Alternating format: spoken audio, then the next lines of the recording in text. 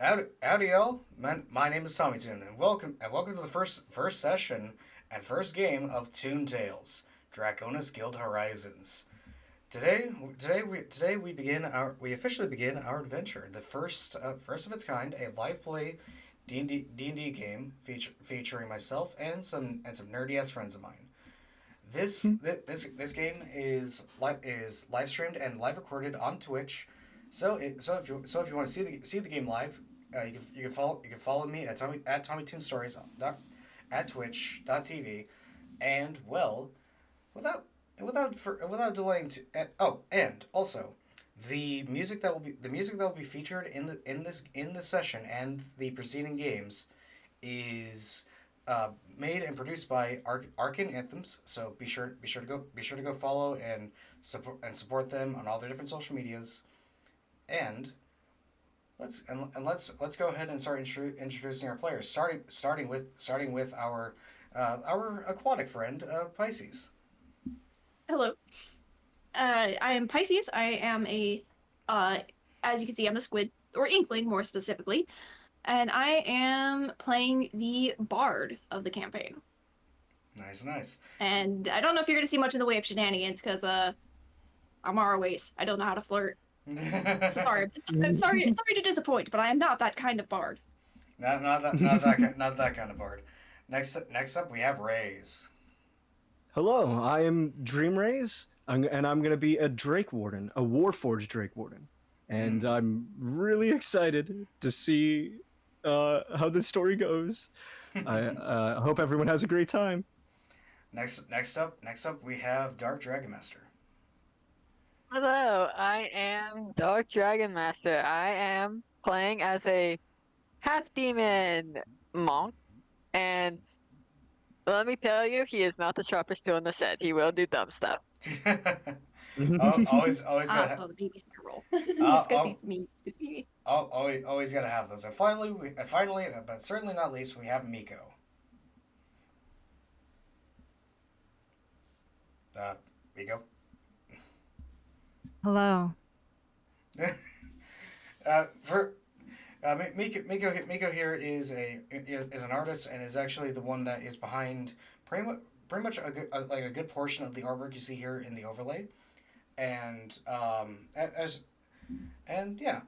So with all that said ahead, let's not delay this fun any more than we have to, huh? Let's do it. Let us begin. So, get some music on. All right. So, we begin at in the Sea of Stars. The Sea of Stars is a large expanse of seemingly nothingness. Lights all around with a faint light blue color about the place. All around, you can see you see different stars and different suns of different realms, and sometimes you see the occasional airship fly by as it travels. The ship we find ourselves on is the SS Mary Jane. The Mary Jane is one of several passenger ships headed for the realm of Drakkonus, a realm that hosts a very well known and renowned adventuring academy. In the lower decks, we find a busy scene as many different passengers are currently sat around different tables and enjoying food from the mess hall. There's a couple of people dealing cards, playing dice. There's a couple of families eating amongst themselves, and a few young couples enjoying each other's presence. Towards the middle and far end of the rows of tables sits a lone warforged, not eating, as well he doesn't really have the ability to. He's currently just observing things as everybody eats. Rays, could you please describe Scout for us? Scout is a is a uh give me 1 minute. I'm so sorry. I forgot to bring it. It's okay. It's okay. It's okay. You're good, you're I- good, don't worry. I have actually something. I don't think I can show it on stream, but I actually have a visual of him. Just give me 1 minute Yeah. to load it up. Uh, The scuff begins already. Scout. That's It's like, oh no, wait, I'm first. yeah. Me? Oh dear. Oh dear. I Too real. should have said that earlier. Sorry about that. Oh no, it's fine. All right, where is? There he is. Okay. So. He is loading. I'm sorry. Well, while you get that loaded, I'll shift perspectives real quick. Panera, Yes. you're currently standing at the end of the line at the mess hall. What type of food would she be getting for herself? Fish. Fish. Panera. As you gather what few fish dishes you can immediately find, you find yourself moving from the line. And Pisces, if you could you please describe Panera for us? So, Pan is a sapphire gem dragonborn. It's new for the Treasury of Dragons, if you don't know. She stands about 7 feet tall, and her scales are like a brilliant sapphire blue, kind of like almost like the sky on a clear day. That deep, intense blue that you can get sometimes when you're up in areas without a lot of air pollution. Nice. But a little bit deeper than that. So not quite dark blue, but more of like a brighter, like a bit brighter than what you would initially imagine with sapphire. I gotcha. Clothes-wise, what is Panera wearing? Let's see. Simple. She's wearing just a simple, kind of like those like blouses with the puffy sleeves with a vest over it. I see. Simple, short pants that kind of cut off above the knee because, they don't really make pants for digidegrade legs. I gotcha. And she has a violin in a case hanging across her back. I see. And a staff as well, kind of tucked in between the case and her back. I gotcha. So, and Rays, did you get your visual for Scout together? Yep, I have him ready. All right, go ahead. Go ahead. So Scout is a warforged with a more grayish but worn what's a good way to put it? Like not skin because he's warforged. So like but yes. Yeah, casing around his face. He's completely covered with a cloak over his head because he would rather not attract the attention of a random warforged being on board. So he likes to keep his identity, hidden. But it's kind of hard with his glowing green eyes. So he has to make sure not to make eye contact with too many people. He has an question though. Does the armor that he have actually affect anything, or is it just because I know we have actual armor on them, but visual wise, does that affect anything? in your case, it like your armor does show in some areas, like where your cloak is kind of like parted a bit.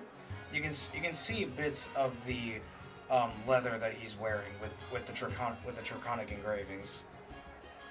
Right. Okay, so that makes it interesting. But yeah, you can clearly tell that his right arm has almost like it's hiding a compartment, almost enough for like a crossbow or some kind of weaponry. But it's concealed for now. No need for that. And he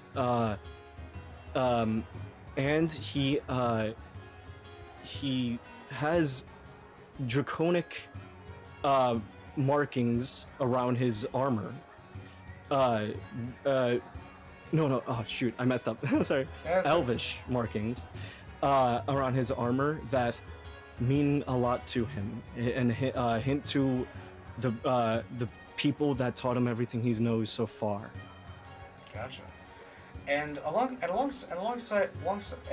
currently your Drake companion's currently he's not out. He's currently hiding, as typically ship captains aren't a really big fan of dragons being on board. Right. Scout. Oh, sorry. I was gonna say, Scout. As you're sitting, you start to notice that many of the tables all around you are kind of full, and as you take notice, you as well, Panera, take notice of that as well. Currently there's only a couple of tables that either have only like a couple of spots open. The most open one you see currently has a lone figure with his back towards the wall. And Scout, looking up, you see a very tall blue dragonborn, currently moving along through the end of the line. Ooh. Panera, what do you do?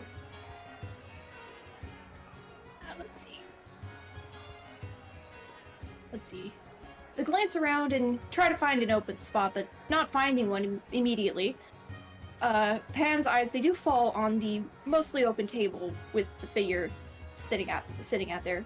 Noting that it seems to be the space that's the most open, she cautiously heads over and greets the figure. Hello. Hi. Would it be all right if I sit here at the far end of the table? Just kind of give the figure their own space. Not at all.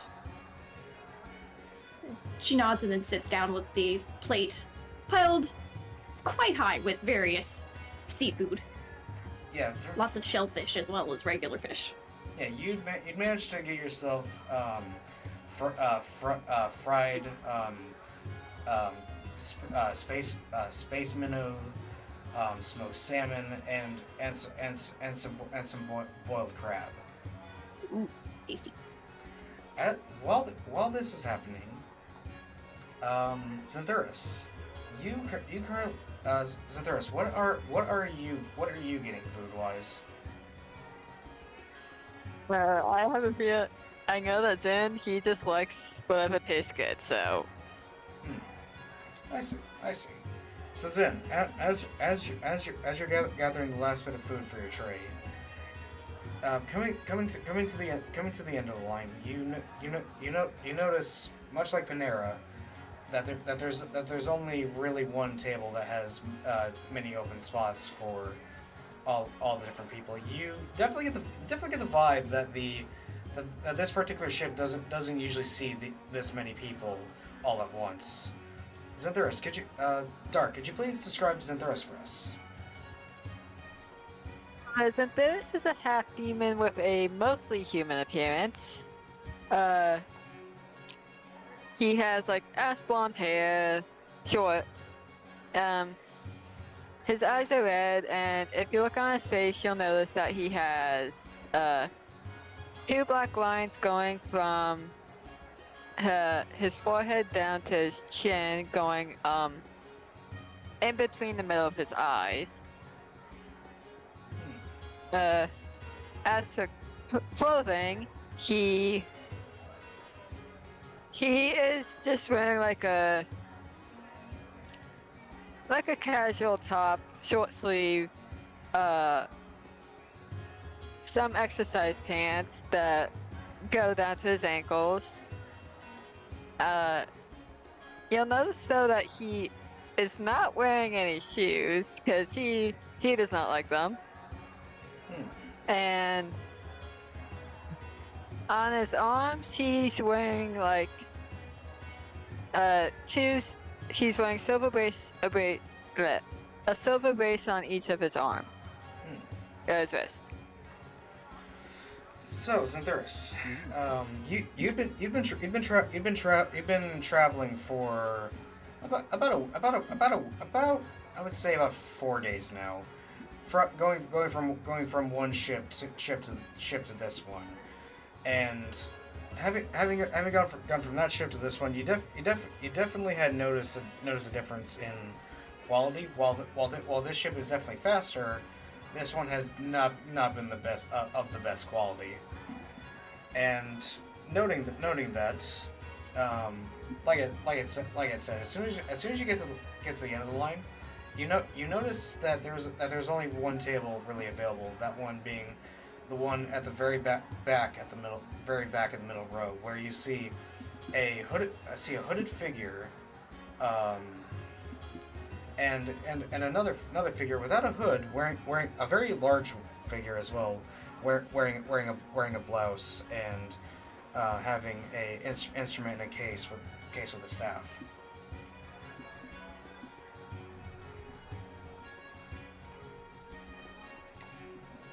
And besides,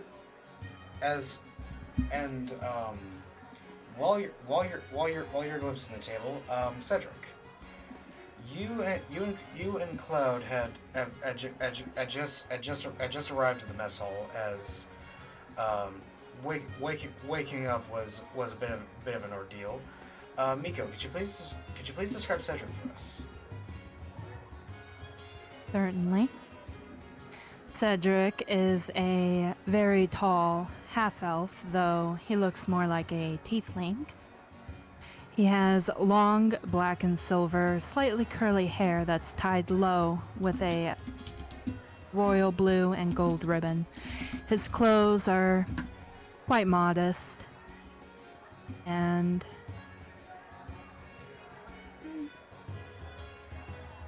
a bit more on the richer side of modest, I would say, actually. So somewhere between noble clothing and common clothing. I see. His skin is as pale as a corpse's. He has very heavy eye bags, lips, long, sharp black nails, and lavender-colored eyes. I see. And alongside you, Cedric, is your companion Cloud. Cloud being a somewhat small flump with a light pink body with a bit of a darker purple colored set of tentacles. Her friendly eyes looks at you, Cedric, and goes, There. I think the table over there should be available. And she points to the table where Panera and Scout are currently sitting. It's about time we socialize, Cedric.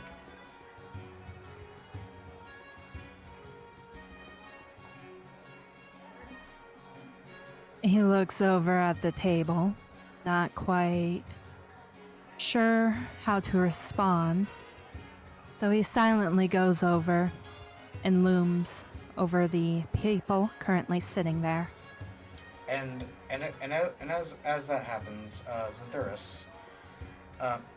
So from Panera and Scout's POV, all of a sudden a strange looking human and a even stranger tiefling with a flump all of a sudden arrive at the table. I had to look up what a flump was. Oh yeah, forgot to yeah. Flumps are basically they're jellyfish with eyes. Mm. Cute. And what's our Panera and Scout's immediate reactions upon seeing these two? Let's see. Scouts. Oh, Uh, you go first. oh, okay. The Scout immediately, in his reaction, pulls the hood further down his face to make as he realizes there's more eyes around him. He also checks to make sure, in a quick glance, that his Drake companion is still hidden in a good spot. In the even to the point of making sure that if it gets worse, pointing out to the Drake that they could hide underneath his cloak, but is still welcoming to these potential friends. Okay. And Panera? Okay. So Pan notices the figures approaching out of the corner of her eye, and she looks up. Ah, hello, friends. Are you also needing a place to sit? Also, if side note, but if I may, I have an old picture I drew, which still pretty much accurately reflects what Pan's outfit is. If I may link that in chat. Yeah, you can. Ooh. You can link that in chat, or you can send it to the Discord server later. Okay, I was gonna link it in the stream chat. So. All right. Yeah. So viewers can also kind of get an idea of at least her outfit. The design's a bit outdated because that's a copper dragonborn, not a sapphire one.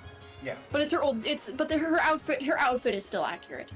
I gotcha. Just Cool. the sleeves are longer. Think like that, like the pirate type blouse Gotcha. with the puffy, kind of puffy flowy sleeves. Nice. Yes. So, Xanthuris and Cedric. As you two arrive, the very dark, deeply colored dragonborn immediately turns to you and well, you heard what Panera had said.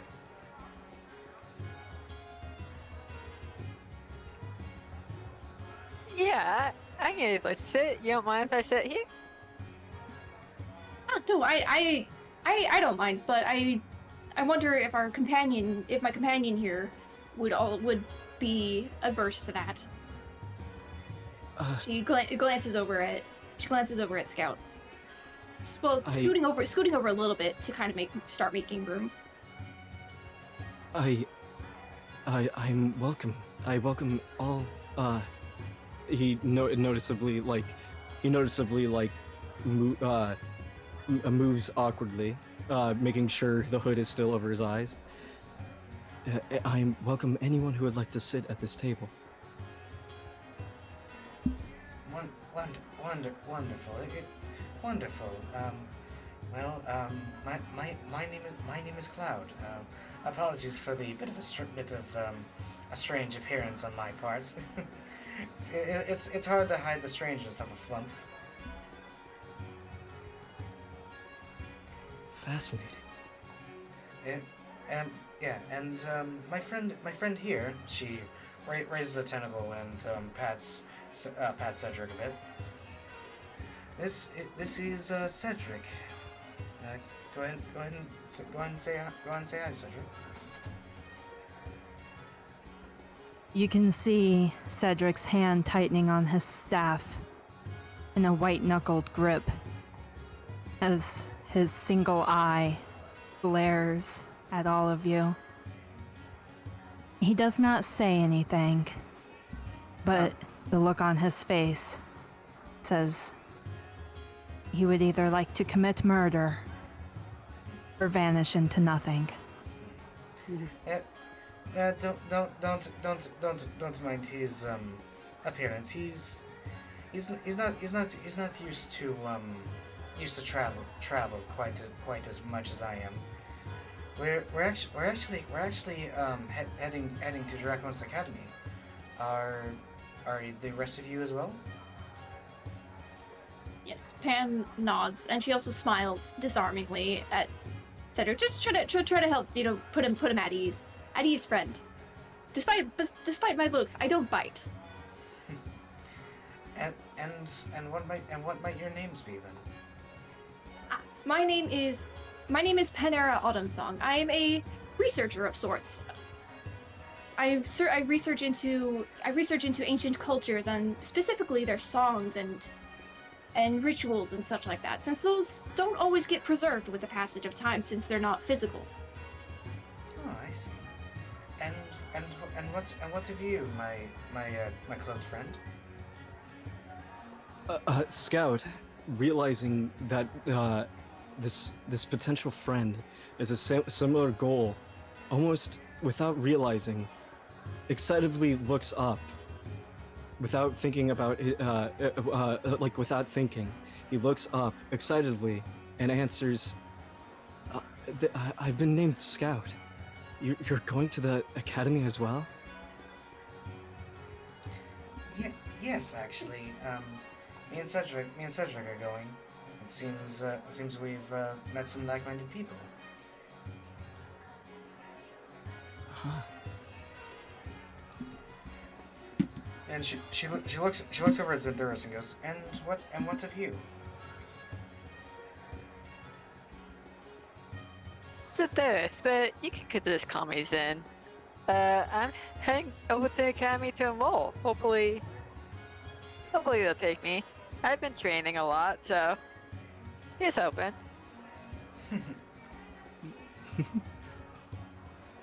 Well, it is quite nice to meet you all. Isn't that right, Cedric? She looks over at Cedric. He simply nods his head, his glare intensifying even more. So, she closes her eyes and goes, one of these days, Cedric. One of these days. As she's floating there, she kind of just like fiddles with her tendrils a bit and goes, well, from what I hear, we should be arriving at the academy at any moment now. I'd heard that they've been installing some new facilities in the academy. I'm very excited to see how things have changed. Scout then asks, so this academy, what is there to do there? Oh, I've you've never been? No, I've been tasked with traveling there to find something, find more. I don't know what, just to find something. Well, the academy is a very beautiful place. It was founded about, if I remember correctly, about 15 years ago. Though the realm was first formed about 25 years ago. And as crazy as that may sound, turns out the founders of the city are friends with the Titan. Who would have known? A Titan? Fascinating. Yes, I've only ever heard stories, but apparently the headmaster and an old group of wizards had met the Titan during their travels. and he was and inspired by their determination. They apparently had crafted the realm together. Though of course that's all stories. I can't confirm anything. I must see more of this realm. Indeed. Not only that, but they also recently set up the Drakkonus Guild Hall. Actually, I've been hearing many students there have been joining up with the guild. The guild? Mm-hmm. Yeah, I do. The reason I had decided to take Cedric here was, well, as you can see, he's a little on the how you say, not the most sociable. Cedric, honey, I love you, but you've got to get out of your shell a bit more.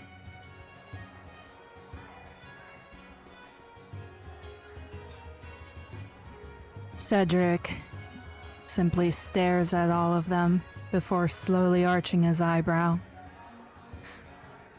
I don't see why I have to get along with a glorified lizard, a whatever that cloaked thing is, and someone who does not know how to wear shoes.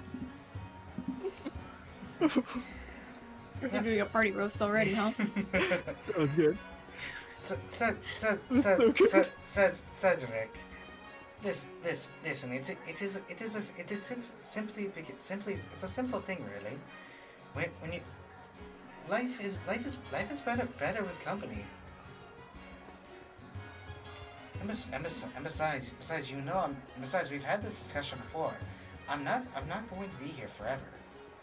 I want to make sure you're able to handle yourself once I'm gone. People say alcohol is good. Company is good. Alcohol gets people killed. Yes. Company tends to do the same. Yeah. Well, it depends on the company you find yourself in. As she says that, she looks over Xanthuris. So we have explorers, but what about you, Xanthuris? What are you coming to the academy for?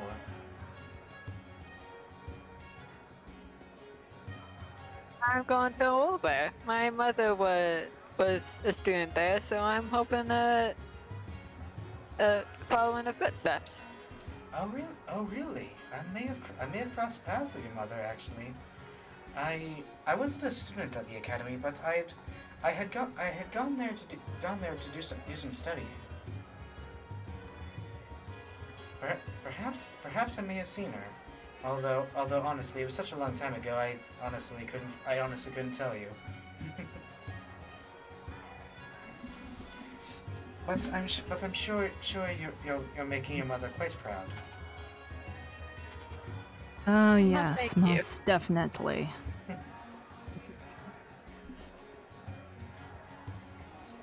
And as If you learned how to wear shoes, you'd make her more proud. At that, Pan gives Xanthuris a bit of a wink. Who's like, well, they're at least in good company. They don't really make shoes for Dragonborn, if you catch my drift.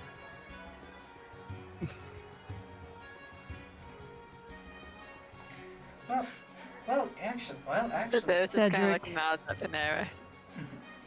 well, actually, about that, if you're needing some clothes upgrades, may I recommend Gabriella? She's a shopkeeper in the market. She does custom work at a pretty reasonable price actually. And I do need a visit for my I do have damaged pieces of machinery I do need repaired. after that, I think there was a new new blacksmith that came to the city. I sent out a letter to an old friend of mine to see how things are faring in the city. We aren't even there yet, and someone's already falling apart. Well, aren't we all, Cedric? Some faster than others. That's just the wear and tear of the road. It happens when you're a traveler. It's a bit inevitable, isn't it? Exactly. Indeed. And as you're talking, you hear the sound of footsteps coming down the stairs as the captain, a bit of a he doesn't really have much in the way of muscle. He's very skinny, practically almost skeletal in build. He's also fairly tall as well, standing about 6 foot, with short brownish red shaggy hair, a bit of a scraggly beard. He wears a simple green cloth shirt paired with some large brown baggy pants. He looks at the mess hall and goes, hello everybody. So I'm happy to say we are about to arrive at the port of Drakkonus. If there are any Drakkonus students, please report to the dock. I've been sent word that the person giving all new students a tour of the academy will be waiting for you. And as he says that, he walks back up to the helm as you guys feel the ship shake a bit as the ship arrives at the port. And as it does, everybody else immediately starts shuffling out of the ship. Many of whom very much in a hurry, as many are very doubtful of the ship's stability, and some of the captain as well, with a few of the passengers going, I'm pretty sure that captain was smoking something. I can smell it from my room. Let's get out of here. Thank God that the gods made it to Drakkonus in one piece. Pan just kind of cheerily is like, just in time, as she finishes the last of the crab dinners, and basically she's got a plate just like piled with like fish bones and empty shells. Hey, you got a 7 foot tall dragonborn's gotta eat a lot, you know? Yeah. So, as the last of the passengers, the other passengers begin shuffling out, you four alongside Cloud find yourselves exiting the ship as the only Drakkonus students. And as you're all standing on the dock, and as the SS Mary Jane begins to fly off. It makes so much sense. Yeah. It took y'all a second to realize what's going on with that. The captain was yeah. It was probably a delay because as soon as you said Mary Jane, I just snorted. I will say for the players and the audience, yes, the captain was high as balls. But so as the SS Mary Jane flies off, you hear the sound of a bit of a snorting sound as something you can't immediately see like heads towards you, and then immediately you see a spectral golden hand waving at you guys, kind of like with his middle, with the thumb up and the middle and index finger kind of like waving to get your attention, and then as it gets as your eyes like begin to move towards it, it points down, and you see what appears to be a pug. Just at first what looks to be a normal pug, but then you realize this pug has awfully reptilian, almost draconic eyes, with bits of gold scales running down his legs, and his tail is not like that of a curly little pug's tail. It's like that of a gold dragon, tipped with a little spike. He smiles at you and goes, how's it going? Fascinating. Cedric picks up the pug. What? Hey, what are you doing? Hey. That's one hell of a way to greet your tour guide. Oh, I appreciate it. My feet are killing me.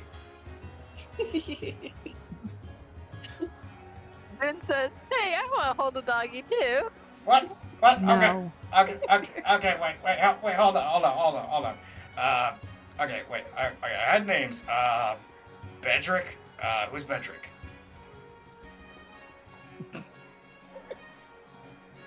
Is one of you? I think you mean Cedric. Cedric? What? I could have sworn it was Bedrick. It's Cedric? No, Cedric. Pam is still kind of suppressing a laugh. No, Cedric is the one that currently is holding you at the moment. He looks up at you, Cedric, and goes, "Oh, sorry about that.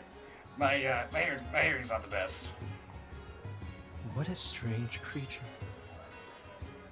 He looks at Scout and goes, Hey, what do you mean strange? Nothing. It's just I haven't encountered something like that before. I'm just joshing you. No worries. I know I'm weird. And Pan, meanwhile, has pulled out like a small journal and is like scribbling some notes. Cloud looks down and goes, "Hello, Otis. It's good to see you again." Hey, Cloud. So this is Cedric. Well, Cedric, you're a lot taller than what Cloud told me.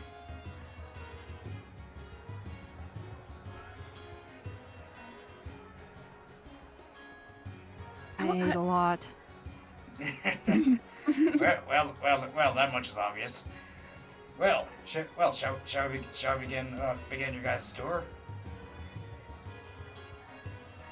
Indeed. Pan nods. Yes, I'm very excited to see this university. It's not often that someone is there towards the beginning of a realm's existence. Well, of course. Yeah. So welcome to Erebos Market Port. So this right here is actually our main port of the city. It is a modest thing as you can see. As he says that, you guys get a good look at the dock area. You see about six different docks. Currently, there's a couple of merchant ships parts, and a supply ship currently unloading shipments that are currently being taken by a couple of wagons, and a couple of Goliath workers are just hefting it onto their shoulders and just carrying it by hand. And to the north of you see a bustling marketplace with various different shops, each having different signs set up. With the signs kind of hanging off the side of the roof, with a bit of an image to show what the shop is, and give you an idea of what's being sold. Okay. So Dark has to go on a quick BRB. So I'm gonna use the opportunity to go on a quick bio break. So we'll be right back, guys. Sounds good. I will do so as well.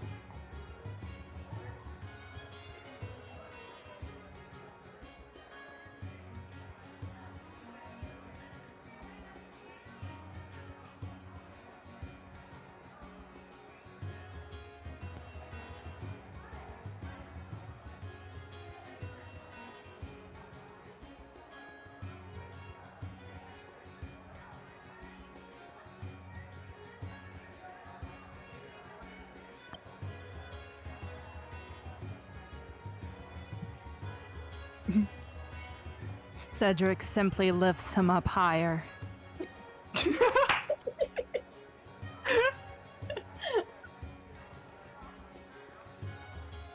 Point in the direction you need to go. Oh, whoops! I was muted. I was muted there.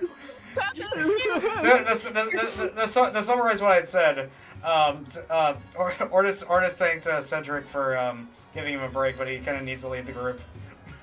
Yep. Okay. Yeah, we caught that part. All right. We caught that part. Yeah, I was summarizing for the viewers here. But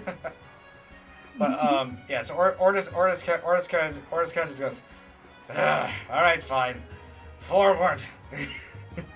And directing you guys, he kind of like makes you guys weave through the different through the marketplace. As you do, you see several different shops. One of them being Gabriella's Cloth and Fabric. You see a smoked meats restaurant called Dragon's Smokery. You also see Cujo's Noodles and Sushi as you turn the corner towards a large circular gate that has two guards wearing simple chainmail armor and a dark blue garb with the golden emblem of a pair of dragons within a circle. One of the dragons facing upwards, the other facing downwards, with the two dragons' tails interlocking. With the top dragon's eye being red, with the bottom dragon's eye being green. And as you guys approach the gates, Ortis looks at the guards and goes, "Morning." The guard, a dwarf, goes, howdy, Ortis. New arrivals? Yeah, new arrivals. Oh, no, nice. Well, don't be causing any of us guards any trouble, you hear?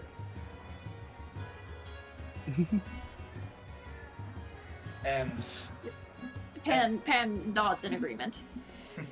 She's still occasionally she's still writing notes in her book. Yeah, and Panera, if you want to roll a history check, you can surmise on the symbol as you have seen the symbol before, but you've never seen it up close. You'd only ever seen like sketches of it. Yes, I was going to ask because I was actually about to comment like, that symbol seems important. Yeah. So it's a history that's doing a check is just like a regular D20, right? Yeah, pretty much every roll in this game is gonna be D20 except for damage. minus damage rolls. Yeah. What is that? Also, first roll of the campaign, y'all. Hey, Woo! that's a Let's go. 7 plus 4. That's 11. Bit on the low end, unfortunately. Yeah, unfortunately, due to your lack of familiarity with the history and culture of Drakkonus, you only can recognize that it is the emblem of the academy and the city, but you can't surmise beyond that. You don't really know what the significance of the dragons and the eyes are.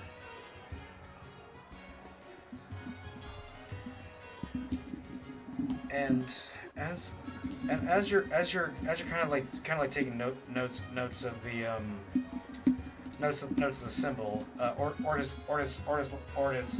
looks behind you guys, behind himself, and goes, yeah, that's the Drakkonus guard.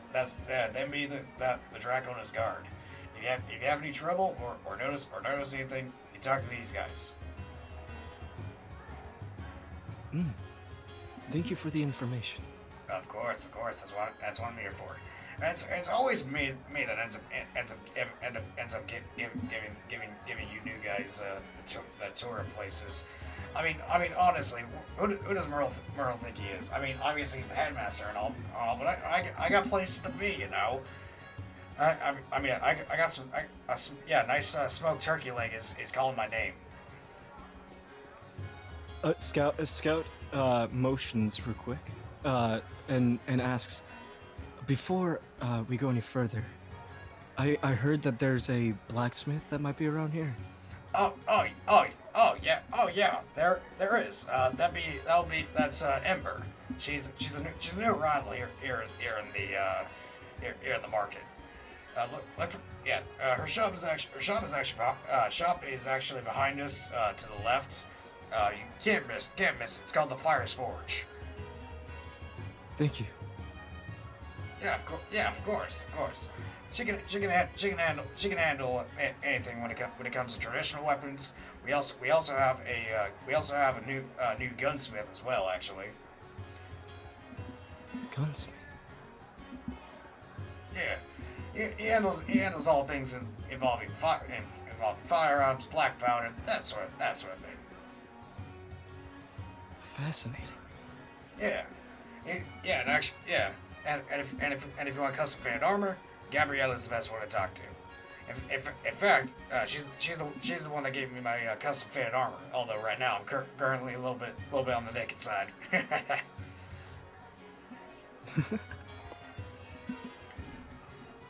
Anyways, Pen takes this opportunity to crack a joke. He's like, "Really? Because it looks like you're wearing a fur coat to me." He looks at you, Panera, and goes, "I like you. You got a sense of humor. I like that." And I'm a fan of Cedric here because honestly, it's nice to be able to be up this high without having to cast Mage Hand. Because you think, using a magic hand to lift myself up wouldn't be exhausting, but frickin' hell, magic is exhausting sometimes. Scout. Sorry. I was just gonna say that Pan she nods along in agreement because bards are also spellcasters, so she understands. Yeah. Oh, go ahead. Sorry. Go ahead, Scout. No, that was it. You're good. Oh shoot, never mind. I forgot. Go ahead. Sorry. It disappeared. Just went meow.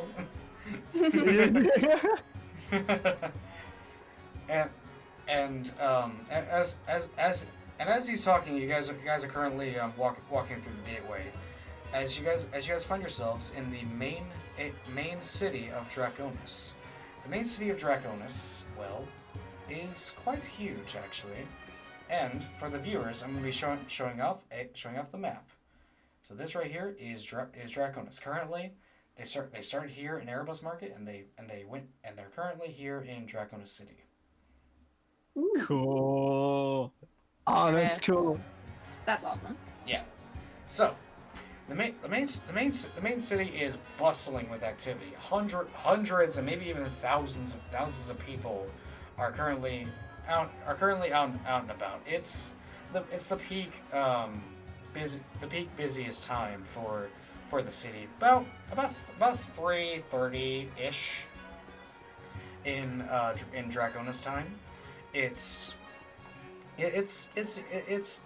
There's bustling from students. There's bustling from people visiting, from workers, merchants, to all sorts of different folk.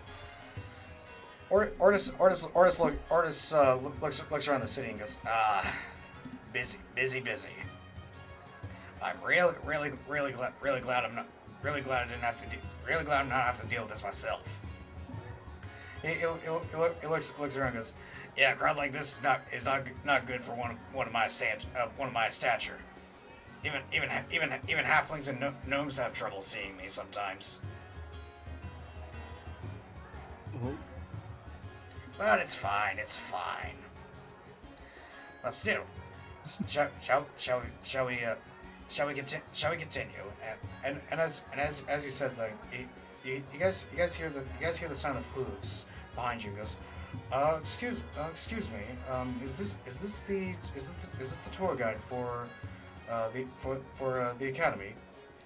As you all notice, a very tall and very muscular Minotaur kind of just like meekly looking at you guys, kind of like twiddling his thumbs a bit and goes, Sorry, sorry I was late. I was on a different ship. I didn't realize the other students were going to be on a different vessel. If I'd realized that, I would have,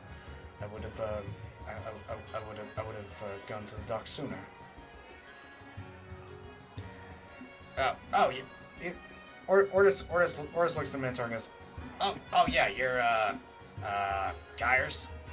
Yes, Gyres Thickheart. Ordis, I think it was. Yeah. And looking at the Minotaur, you see that he's wearing a simple, large scale mail armor with no visible pants, but he's got at least not any that can cover his legs all the way, as his large bull-like legs are far too big. His horns are on the shorter side, but still very sharp. His fur is a dark brownish red color, with very large green eyes. On his back is a pretty sizable battle axe. He looks at you guys and goes, "Oh, hello. Sorry for intruding. Like I said, I was on a different ship. It's nice to meet you all. I caught your names earlier when you were on the dock. I should have made my presence more known." Pan waves cheerily. It's nice to meet you, friend. It's good that you caught up. I'm sure you didn't want to miss the tour. Well, likewise. Panera, was it? Yes. Panera, Scout. You can call me Pan for short. Pan, gotcha. Yeah, the more the merrier, I say. Thank you. He smiles and begins walking alongside Pan, seemingly feeling the most comfortable around Pan. And, yeah, Ordis looks at Kars and goes, I was gonna say that I thought there was 5, but I thought I was misremembering. But welcome to the tour, Kars. Kars, you're going to what school was it again? The Paladin School, sir. Ah, right. You're the Yeah, right. You're enrolled to the Paladin School. Let's see here. Panera, you were Bard School. Cedric was the Mage School. Scout, you were the Ranger School. And Zethuras, you were the Monk School. He says, as he's currently like thinking very hard, trying to remember with his eyes narrowing a bit. Blasted memory. It's always hard to remember these details.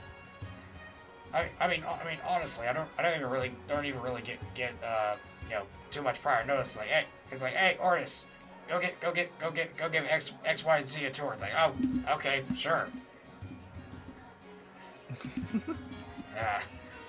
Don't mind me rambling.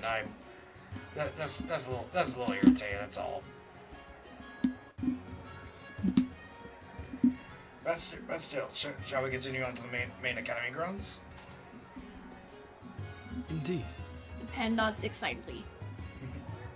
His eyes bright. Yeah, leading you guys to the city. I'm gonna go ahead and turn to the turn to the map real quick. So you enter in through this area of the city, as you guys kind of travel down the left, and kind of just like weave through a couple things as you guys reach the gate to this side, where you can't actually see your mouse on the stream. Oh yeah. Oh right. Basically, you guys immediately take an immediate right,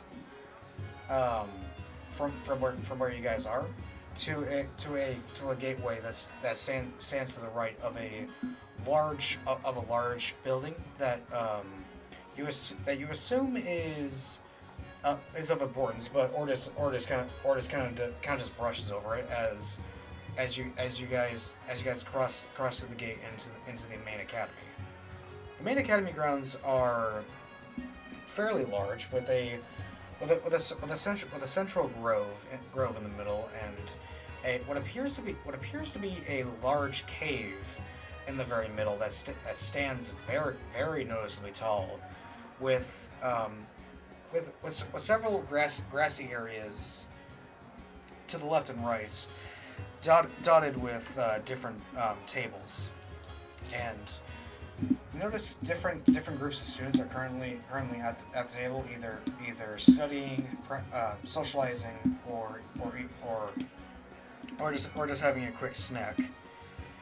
You see various different buildings of various different kinds of builds.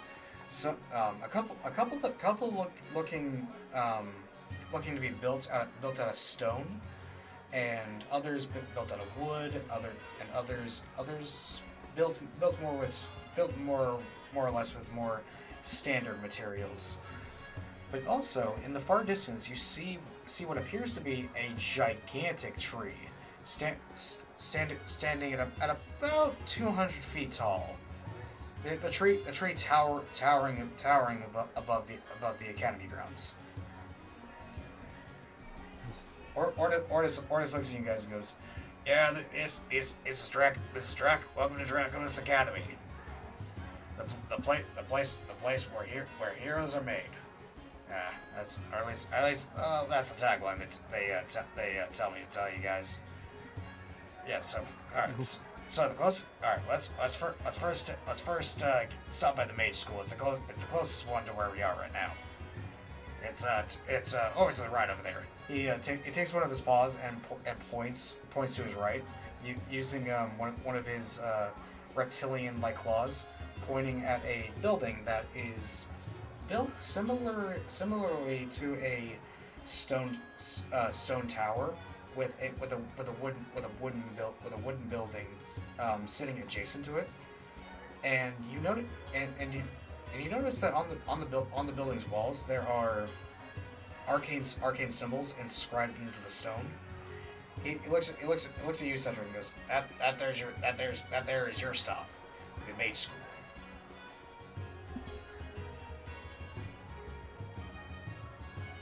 Cedric looks at the building, looks at Ortis, looks at the Minotaur, looks back down at Ortis, and then tries to pet the Minotaur. Kyre's Kyre's having seen you initially was very standoffish and kind of scared. He kind of flinches a bit as you reach your hand forward, and but then kind of just like softens his gaze and goes, thank you. Your name was Cedric, correct? Cedric simply nods, sets Ortis down, and starts heading towards the building without another word. Cloud follows close behind you. As she does, she turns to the rest of the group and goes, We'll see you again. See you again soon, I'm sure. Farewell. And as those two depart, you see the golden spectral hand manifest again, as it picks Ortis up and lifts him up into the air. Well, it's one down. 4 more to go. Follow me. It begins floating down the pathway to the left, and leads you to a large building made out of dark red wood. It appears to be a 2-story building with a main atrium that has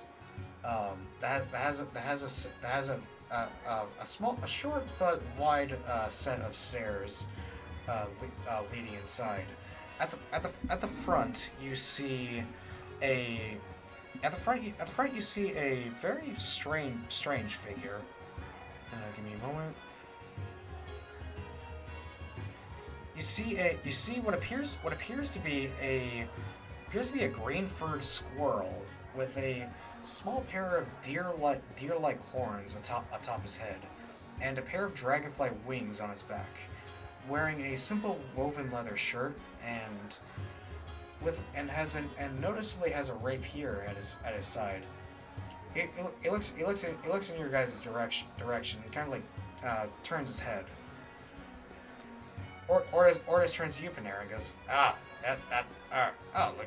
at that. There's the Bard School. That's your stop, Panera. Pan nods and steps inside, follows suit, but not before one last little joke. She turns to Ordis and says, like, thank you so much for guiding and for the tour. And it seems like you have quite a handy way of getting around. You don't have anyone to carry you. Once you're all done introducing yourselves to your fellow students and your teachers, I do have one more thing I have to show you. I just forgot. I didn't mention it to Cedric though, because Cloud knows what the deal is here. She roomed with me and Deimos for a time. I look forward to seeing you afterwards. Of course. And as you begin to head inside, you notice the green squirrel is kind of like looks up at you, and we're going to return to that in a moment. As Ordis begins to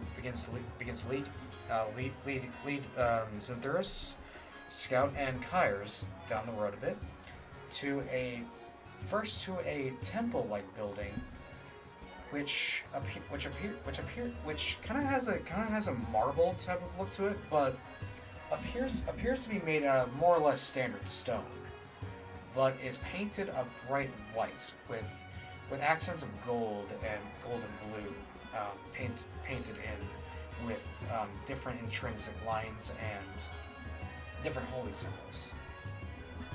Kars nods and goes, "Oh, this must be my stop then. It's a pleasure to meet you all." Pleasure to meet you too. Yeah, hope to see you again later. I hope to see you again later as well. He gives a smile and waves as he enters the Paladin/Cleric school. Continuing on, you guys find yourselves at a building that is built similarly to a traditional dojo from Torrejando, with the building made mostly of wood, painted a dark red with noticeable paper walls with different segmented squares throughout. At the front you can see multiple different training dummies are currently getting wailed on by some of the monk students, and you can very audibly hear the sounds of their punches and their kicks as they continue practice. Ordis turns to you and and goes, "All right, here's your stop. The monk dojo. You'll be talking to Cho soon. She's the master of the dojo." Alright, well, I'll see you guys later then. Of course. See you later then. Noticeably trying to mimic, the attitude, the manner of speaking. As Zinthurus enters the yard, Ordis turns to you, Scott, and goes, "All right, Warforged, let's go." Yes. I'm ready. and he kind of gives you a bit of a look and goes, and don't sweat the whole robot thing. Do you get many Warforged here? We got Warforged here.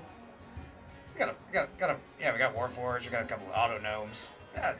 So no need to worry about it. And besides, if someone like me can get in the academy, you'll be fine. Ah, I'm happy, I think, to hear that. And then he noticeably lifts up the hood a bit more, not allowing his face to be in the light a bit more, and his eyes visible. That's the spirit. All right. Come on. It begins leading you towards the giant tree. Exiting from the main area of the academy, you walk for a good bit until you get to the edge of a large forest. The big this is the first time you've ever seen trees this big, as most of the trees stand in the ballpark of 50 to 60 feet, and they're very close together and compact.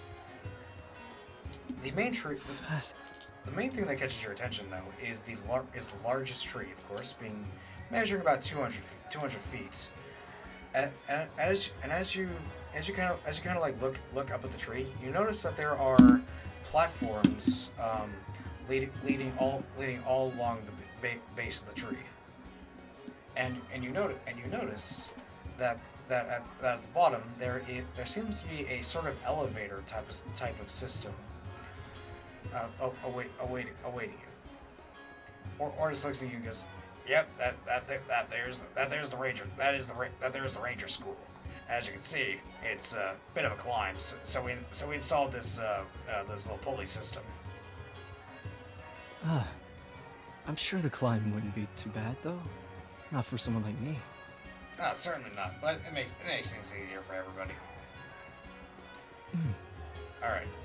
I'll be sending out word for you all once you're done.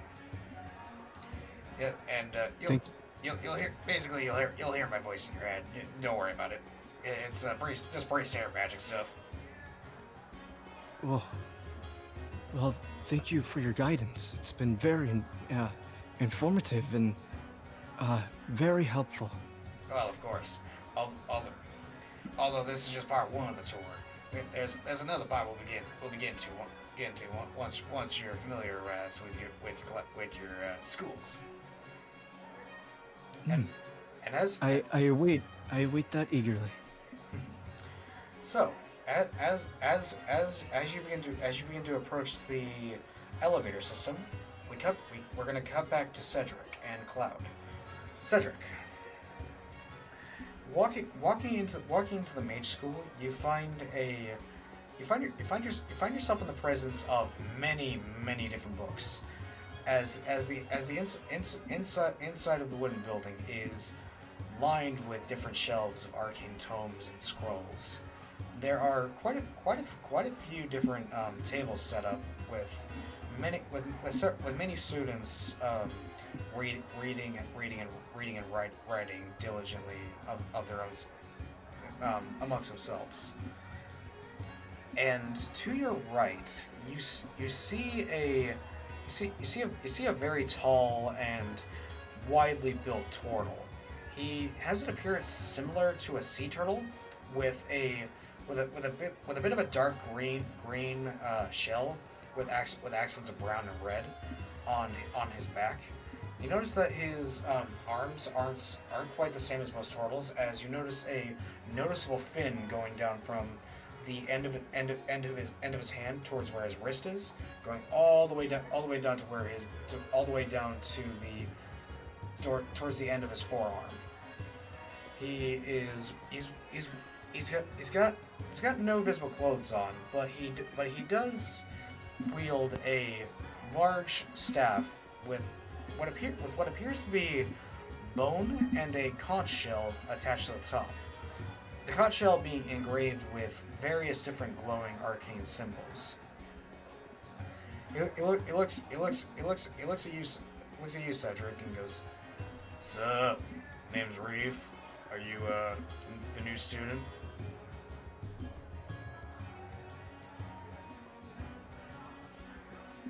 Cedric simply stares for a moment before slowly approaching, his arms outstretched and his hands making a grabbing motion. Yeah. He kind of just like grips his staff a bit and go, and like looks a little wary of you, until Cloud kind of makes her presence known. Goes, oh hello Reef.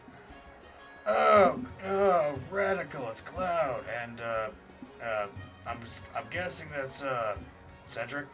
What are you doing, my dude?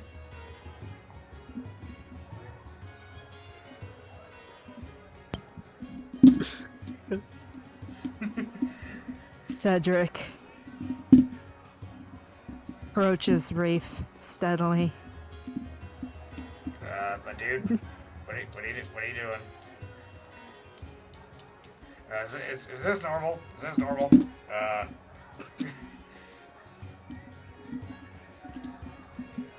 You're freaking me out a bit, man.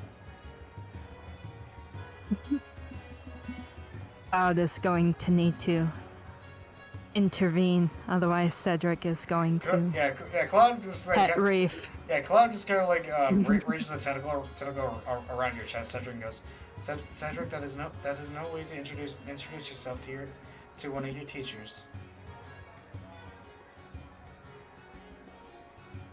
Cedric noticeably deflates.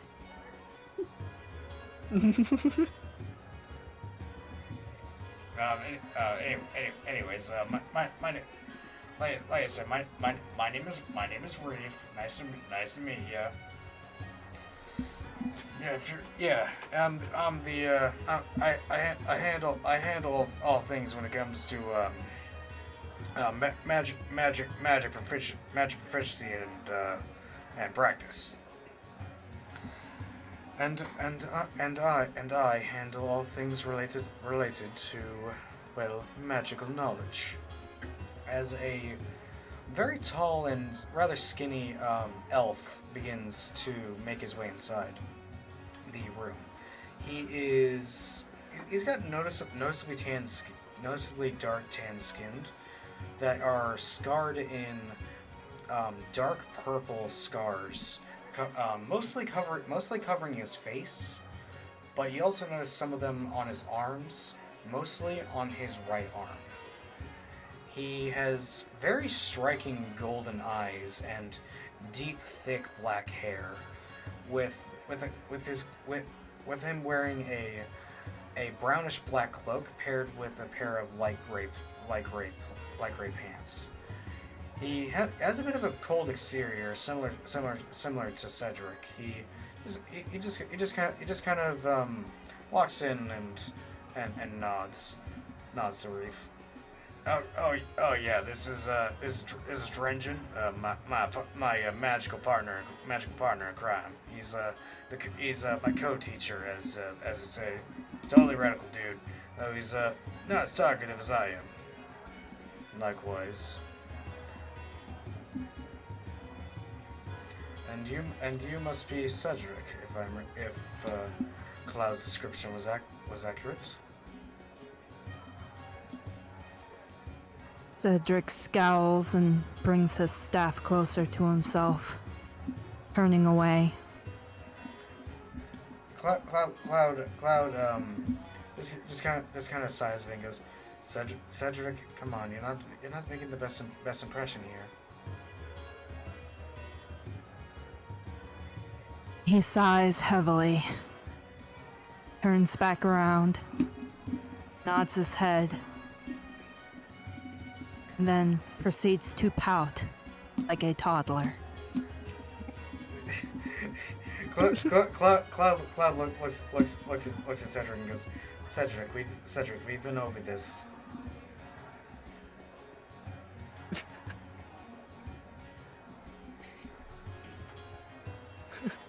Yes, hello. Reef looks at you, Cedric, and goes, man, yeah, dude, you gotta lighten up a bit, man. I mean, if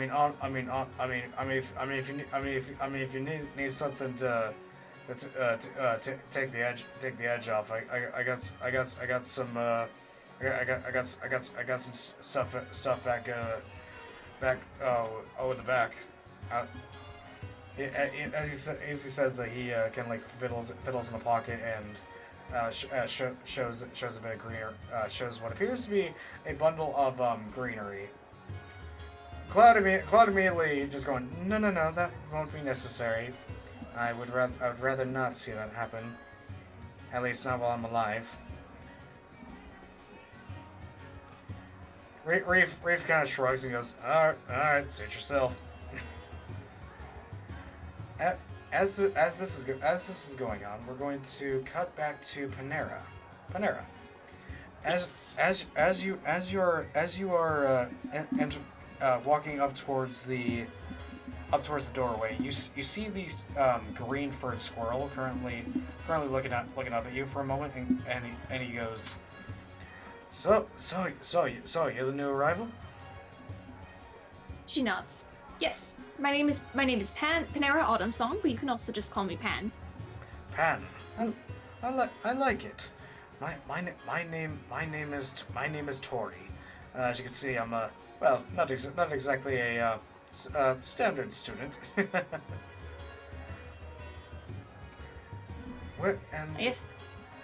guess even her eyes kind of like sparkle a little bit, good naturedly. Well, yes, because even compared to myself, you are quite small compared to most others I see. Well, yes. I mean, after all, I do hail from the Fae. I'm not sure if you've ever met a fairy before, but well, now you have.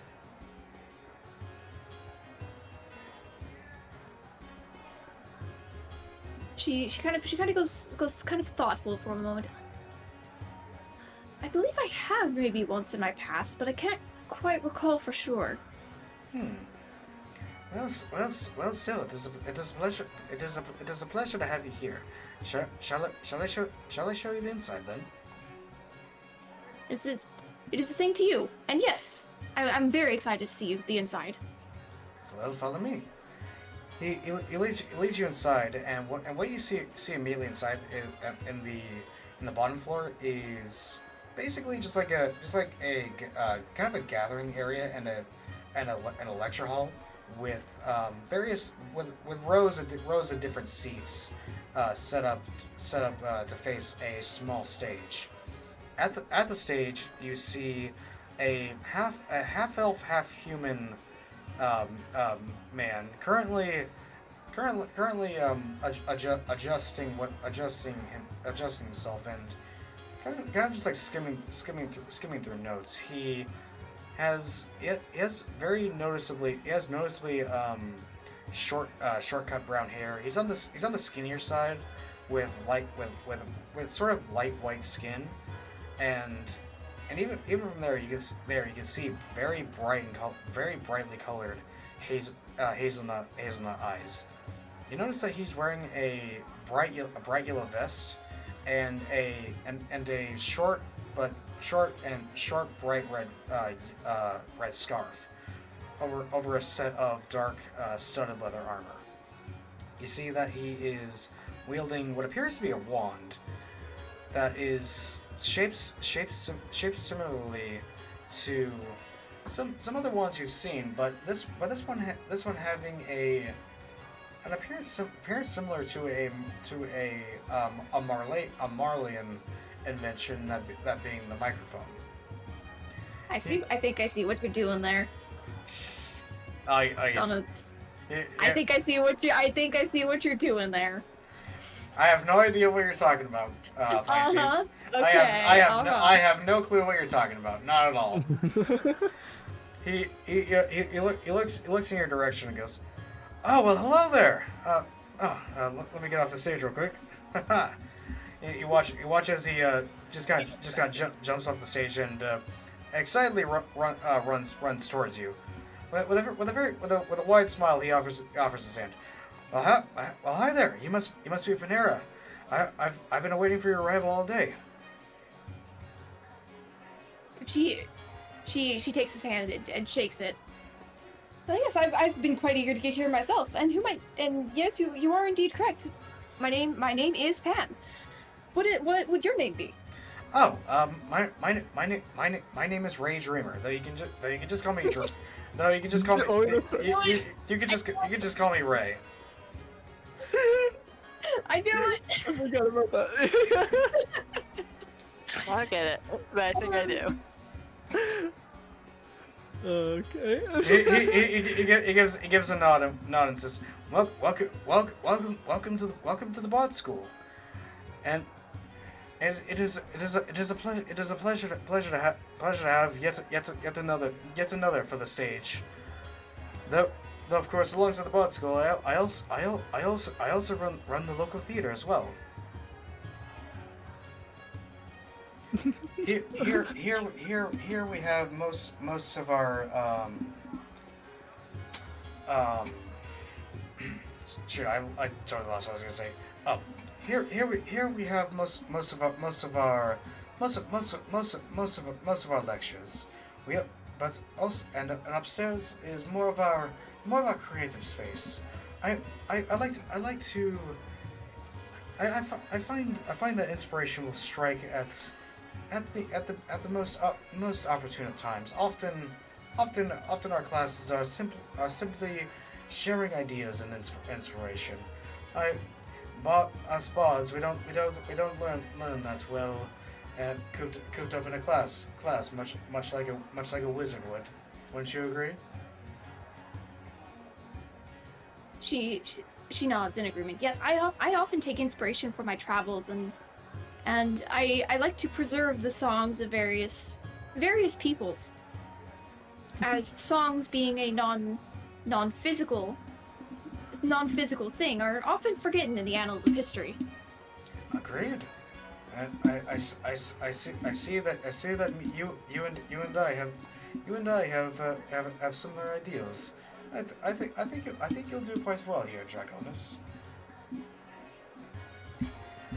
I look forward to my stay. And as you are talking, we're going to cut to Xanthuris. Xanthuris, finding yourself amongst the trainees. You hear one particular voice stand out amongst the others. As you hear, punch harder, faster, with more precision. Come on now. You have to keep pushing, even as your muscles strain. As you notice a bit of a shorter satyr. She stands about 5'4", but in spite of her short stature, she is very muscular. Like you can very clearly see the bulging of her muscles, even as she is currently what appears to be somewhat relaxed. She wears a bright orange gi on her upper half with a yellow symbol with a yellow sun at the very middle back of the gi. And as she's currently currently encouraging some of the other students, she notices you out of the corner of her eye, and immediately throws a punch in your direction.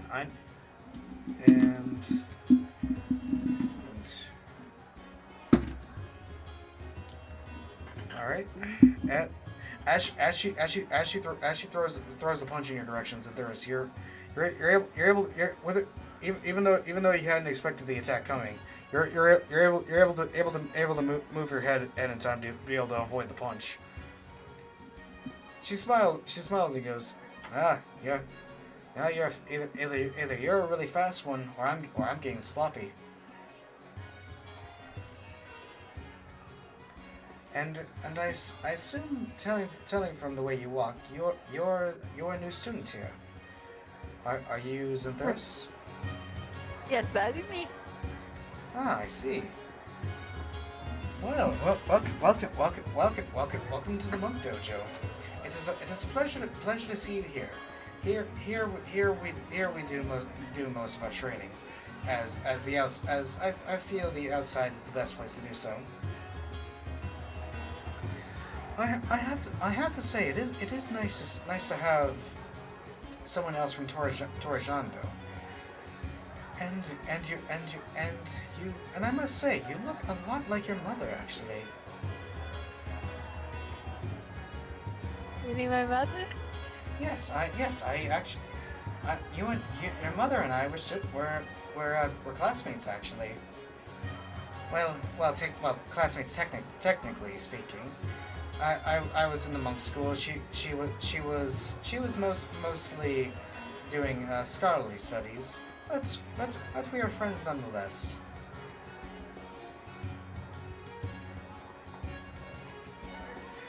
But enough about that. Xantheris, since you're a new student here, I want you to do something for me. Yes. I want you to hit me as hard as you can. Well, I might then. You're the teacher. No, it's okay. It's okay. This is pretty standard here, isn't that right? As she says that, you see a bunch of the monk students like feverishly nod, as they're very clearly like they very clearly respect her, but they are also kind of terrified of her. In spite of her sunny, bright complexion, they appear very scared of her. Well, come on then. It's me as hard as you can. Not with a weapon, but with your fist. And she points at herself. Come on, don't be shy. Then you answer it. And then it's gonna throw the hardest punch you can. All right, go ahead and make an attack roll. The hit DC or the damage? So you're gonna be rolling for a melee attack. So you're gonna be clicking the thing that's on the left to the damage. You're gonna be rolling that first. You're gonna be rolling Okay, so the hit DC. Yeah. I got a 6. Oh. Oh no. So what?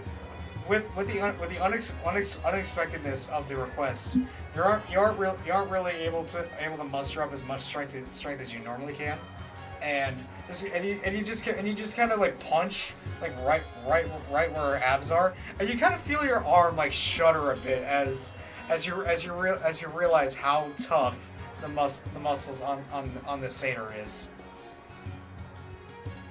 Ooh. She looks at you and goes, oh, come on, I know you can do better. Try again. Okay. And roll another one. Yep, go ahead.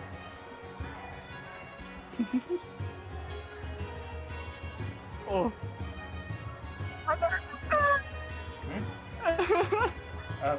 What's that? I got a 5. A 5? Oh no!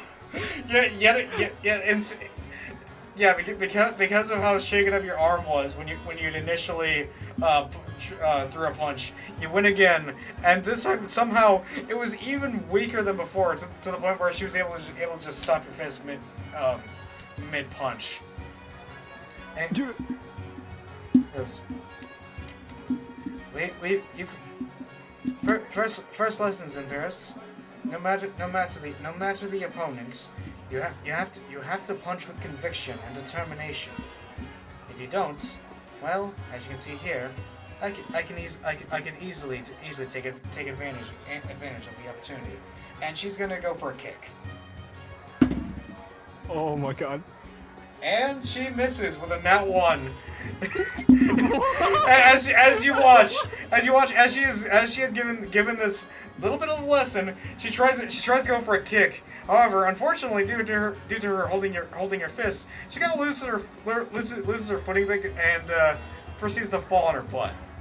What? Oh, that's embarrassing. Okay. While this is happening, we cut the Scout as he is currently traveling up the elevator to make it to the Ranger School. Scout, as you arrive to the deck, you find yourself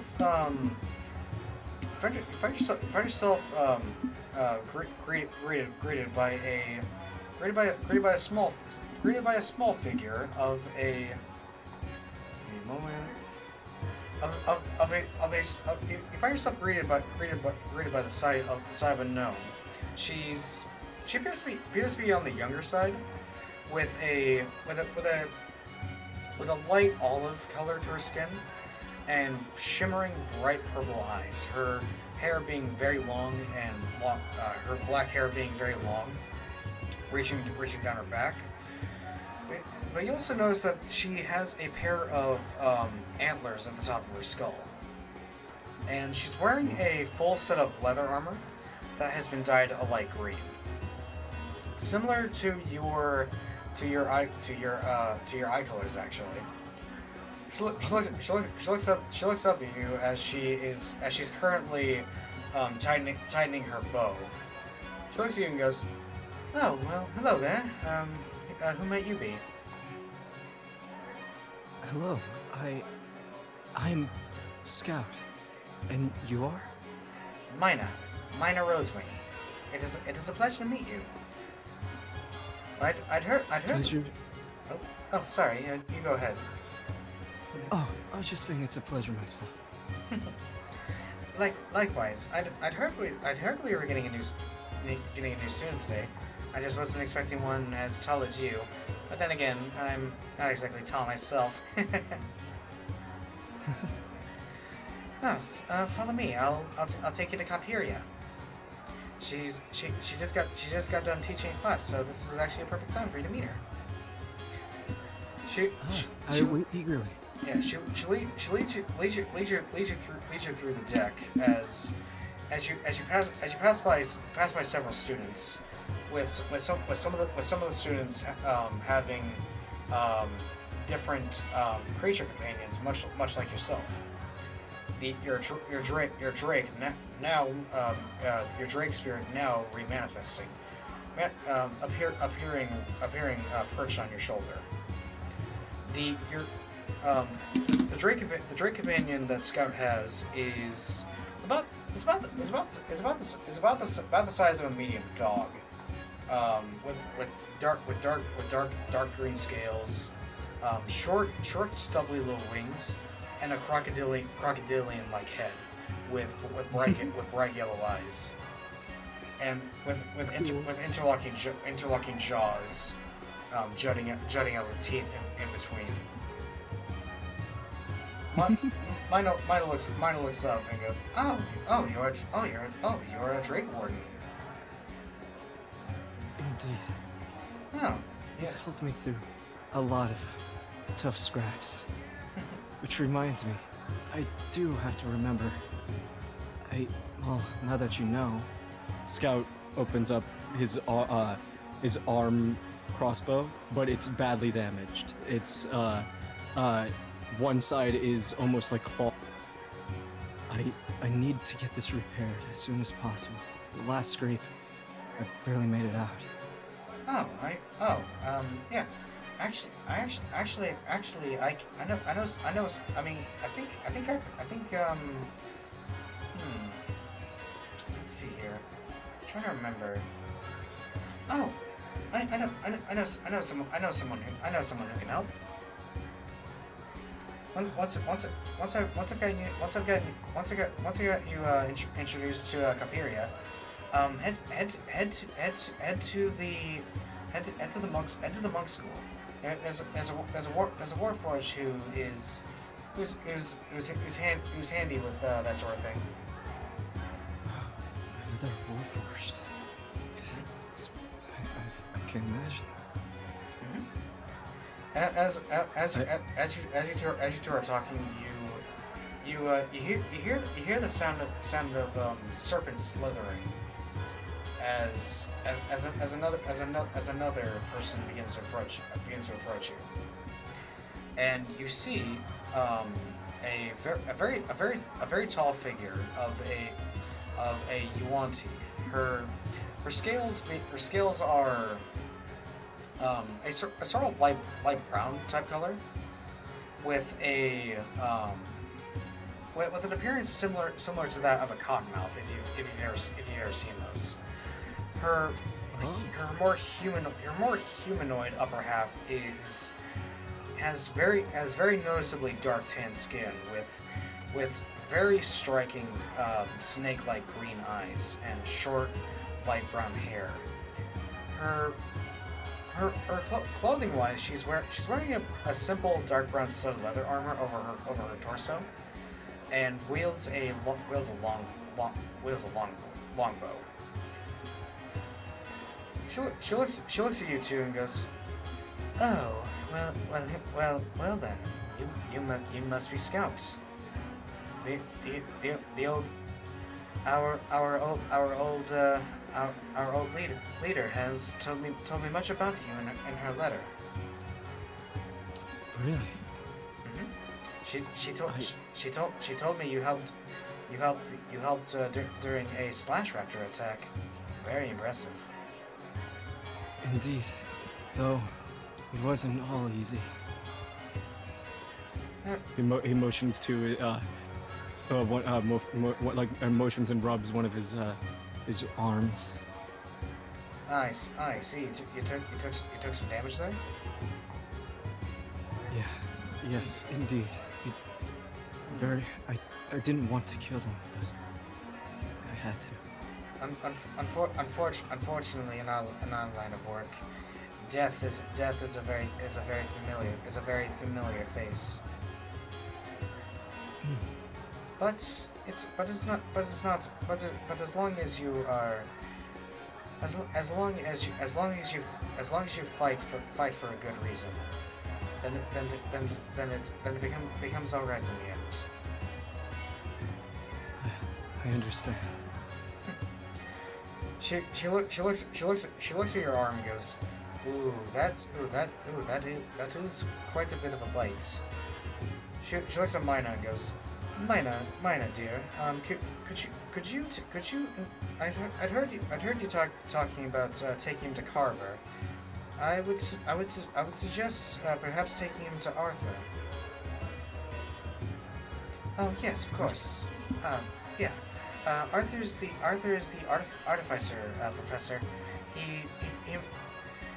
He's actually the one that does a lot of different repairs for the Warforged students here. Ah, that's perfect. Thank you. Of course. And as she says that, Capiria kind of like waves a hand and pets her drake a bit and goes, a fine little drake. Would you care to see mine? Ah, very. Tricks are very fascinating. She smiles and snaps her fingers as you hear the beating of wings nearby as a 20-foot dragon flies near the platform. The dragon is very big in comparison to your drake, having an appearance similar to that of a red dragon with noticeably large horns atop his head, and a much less rounded face than your drake, with a much more skinny, more arrow-shaped head. dragon's deep red eyes kind of glimpse at you from side to side. Fascinating.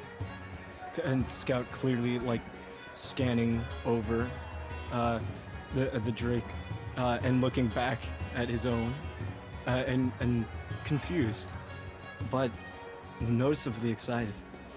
Yes, Do they all grow that big? eventually, yes. But ultimately, the growth is not determined by the Drake. It is determined by you. She says, pointing at your chest. You and your soul, as you grow in strength, your Drake will grow in strength as well. My soul? Every living creature has one. Am I a living creature? From my, As he like touches his chest. your Drake looks at you and goes, If you weren't, you wouldn't have me. And he noticeably doesn't know what to say, but you could see him smile. Not fully understand, but he's happy. Thank you. As she says that, she looks at you, Scout, and goes, although I could give you a quick ride to the artificer school. It'd be a lot quicker if we fly there. The walk is, well, the artificer school is on the complete opposite edge of the academy from here. Ah, that does sound like a good idea. Thank you. Follow me. As she says that, the Drake kind of like using both hands kind of like latches onto the tree and lowers its wing allowing you and Capiria to climb on its back.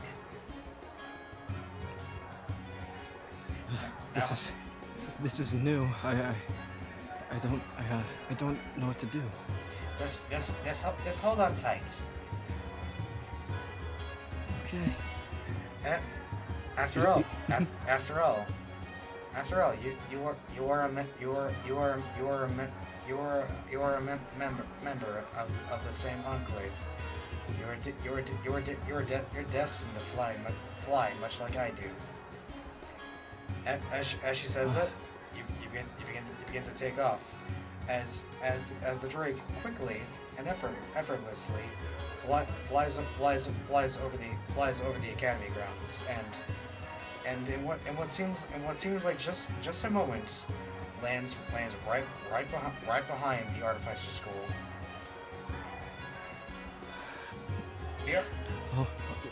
The artificer school is less of a school building and more like a work tent, as you notice many different students tinkering with different machines, including a couple of Warforged. One of whom you see is currently being worked on by a tall figure who is wearing a rather fancy two-piece suit, one that has a bit of a red velvety color, and wearing a top hat. As he finishes up the work, you get a better glimpse at the Warforged he's working on. The Warforged being a lot more of a bulkier designed one, primarily being seemingly made mostly of dark oak, with plates of metal all throughout their body, with a very large head with very large yellow eyes. The Warforged stands up from the work table, gives a nod to the man working on them, and they walk off. Not before noticing you and giving you a wave. And Scout, just awestruck from laying eyes on another Warforged after all of his journey he's been on, not seeing any, looking, searching for anything, like, relative to where he came from. He noticeably doesn't know what to do and just gives a shy little wave. But it's just awestruck, eyes stuck, yeah, on the Warforged as he walks away. As they walk away, the man working on the Warforged turns to you, and you notice that the face of the man is not like most humanoids you've seen. He has an appearance similar to that of a border collie, with bright yellow fur and a dog-like snout.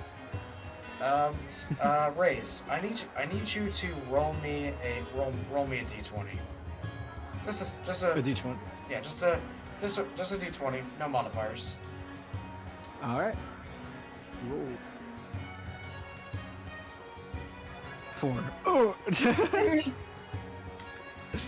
dice are not being very friendly today, are they? Not at all. You can't for sure tell why, but something about the artificer you see seems familiar, but you can't quite pinpoint why. Oh. He gives a friendly smile and approaches you two and goes, Good evening. My name is Arthur Terrence. I'm the head artificer of the artificer school. Although, as you can see, it's not much of a school per se. It's more of a workshop. and who might you be, my mechanical friend? I'm Scout. I'm here to, well, get this repaired. And reveals the broken crossbow. Still barely holding on, but almost breaking completely. He looks at the crossbow and looks at Kapiri and goes, one of your students, I see. Indeed, Arthur. If you could get the repairs done for him, please. Certainly. Come over. Certainly, this will be an easy fix. As he says that, he brings out what appears to be a screwdriver. But you notice that it's not a standard screwdriver. It appears to be glowing an ethereal golden glow of magic. He looks at you and goes, raise up your arm for me, will you? Of course. He raises the arm. He points the screwdriver down and begins carefully moving it towards your arm. As it makes contact, he begins muttering an incantation. As your arm begins to repair, as the crossbow very quickly begins to repair itself, and in just a few moments, it's actually in better condition than you've ever had it. Whoa, thank you. I don't know how to repay you. There's no need to repay me. It's all part of the fun. Have you worked on how long have you been working on Warforged? For many years. I actually used to be a dedicated Warforged repairer actually. Before I'd well, let's just say, found myself in a bit of a sticky situation and had to use my skills for more than just repairing. Really? Mm-hmm. Yes, I used to serve for the Marleyan Crown. And I need to roll me a d20 again. Ooh, okay. D20 roll. Let's go. Let's see what happens this time. Up. 8. Yeah, again, it's same. Again, same story. Single figure rolls. Same story. Sounds familiar, but you have no idea why. The scout's just like, you know, let's check. I'm thinking of something, but yeah. The thought escapes me here and there. Go. And as this is happening, every one of you hear the sound of Ortis, and ringing in your minds. All right, everybody. Head back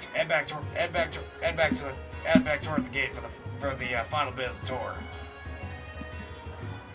Whoa. Not used to that feeling of a voice in his head. Yeah. The Drake companion looks at you and goes, what was that? We have to go back to the guide.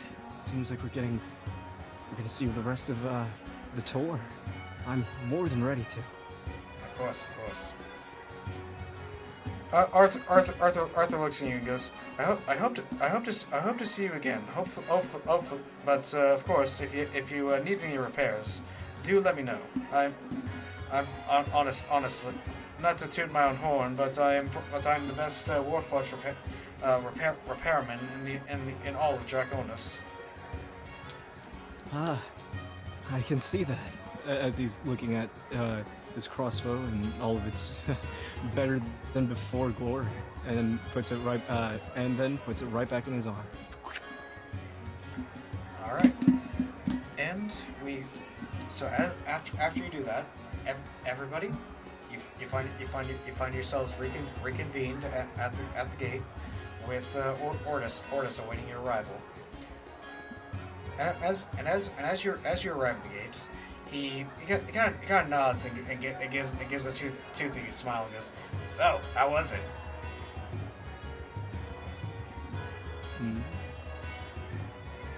Cedric picks him up.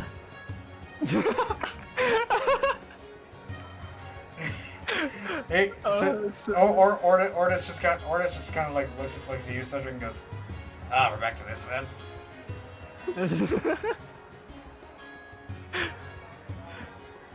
And kind of comments, "It seems he likes you." It seems so. And you notice that a moment after Kyers reconvenes with you as well and goes, sorry I'm late again. No worries. We all just got here. But importantly, I hope you enjoyed your first impressions of the academy. And now, yeah. But if you look to my right, he kind of like nods his head towards a tower-like building made out of stone. That right there is the dormitory tower. It's where you'll be staying. At least for the time being. And I was given the dormitory seating arrangements. Cedric and Cloud, you're going to be having your own dorm, as Cloud is staying with you. Panera and Kyers, you're sharing a room, and Scouts and Thirst, you're sharing a room. And the neat thing about this tower is I don't even have to show you where your rooms are. It automatically knows. Pen nods in agreement, but also just furiously kind of scribbles down the notes about the tower, knowing where to guide them. Yeah, it was a chat about the headmaster. About 5 months ago. We'd found it was easier to cast a chair. Found it was more timely to have an enchantment on there rather than just having to go. All right, there's your room, blah blah blah blah blah. You know, it just saves us time, you know. Fascinating. Oh, But at least I won't get lost. yeah.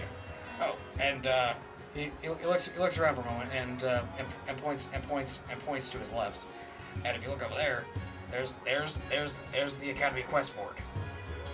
The quest board you see is it's a simple wooden board, supported by two decently wide wooden poles with a slanted roof protecting all the different papers that are currently posted on the board. Yeah, that right there shows all the different academy funded quests you can take on. I'd recommend taking one, as not only is it a good experience, but also it'll give you an opportunity to get some gold. Will It's it something allow that it- is always needed. Indeed. Indeed. Gold pieces make the realms turn. All right. It'll also allow us to explore this new realm. I'm very fascinated by its Yeah. existence, honestly. Indeed. Though for me, I gotta go get some smoked meat. I'm freaking starving. Cars looks over us and goes, Mr. Ortis. Just Ortis. No need to be all fancy. I heard good things about this smokery. Could you take me there? Certainly. I mean, usually I even Davos, but he's off realm right now. So yeah, I'll take you along, Minotaur. And Cars looks at you guys and goes, good luck, and I'll see you later, Panera. She waves cheerily. Enjoy your food, and you'll have to tell me where that is later. I do quite enjoy smoked meats from time to time. Oh, yeah, I knew there was a reason why I like you, Panera. You got good taste. I'll be sure to show you later, because I'm gonna be there again. I don't have a taste. Ortis kind of looks at you and goes, yeah, I mean that's the unfortunate thing about you being a warforged and all. But hey, you know what? You're reliable fighters. That's a good thing about you. Thank you. And as he says that, he looks at Cedric and goes, okay, Cedric, could you let me down now? Yeah, I gotta get food.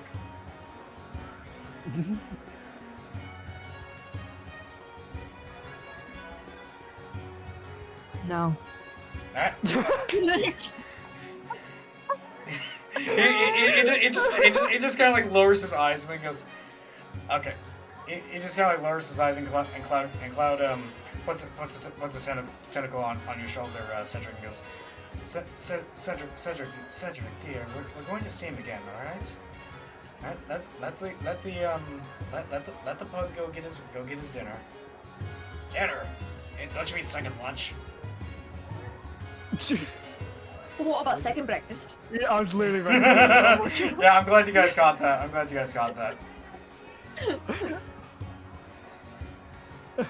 Cedric pouts, but eventually puts him down. Thank you, Cedric. Don't worry, we'll cross paths again, I'm sure. And he begins walking off with Kyers walking behind him. So now more or less you're more or less free to explore the city if you wish, or you can check out the quest board to see what's there. I'm curious. What do y'all want to do? Where do y'all go? Pan had already, by this point, had already started, or Pan had already started to wander towards the quest board, just to look and browse and see what was going on, see what was posted, what people needed. Maybe not necessarily picking something up at the moment, but she just wanted to look. Turns out he's on his way there as well. Okay. And what about you, Cedric? Cedric reluctantly goes to the board. Okay. On the board, you see that many of the quests that were available before had been already claimed. However, you do see two that haven't been claimed yet. One posted at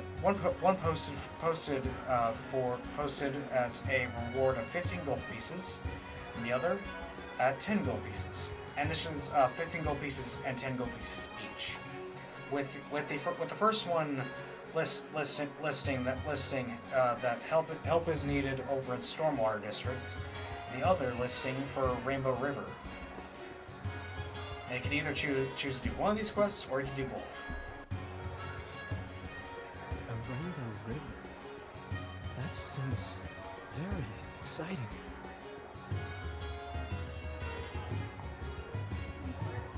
So, what do you guys do? Oh, I'm thinking.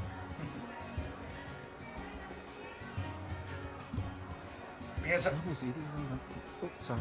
because like I said, I mean, in either case, you could either take one of them or you could take on both of them. True.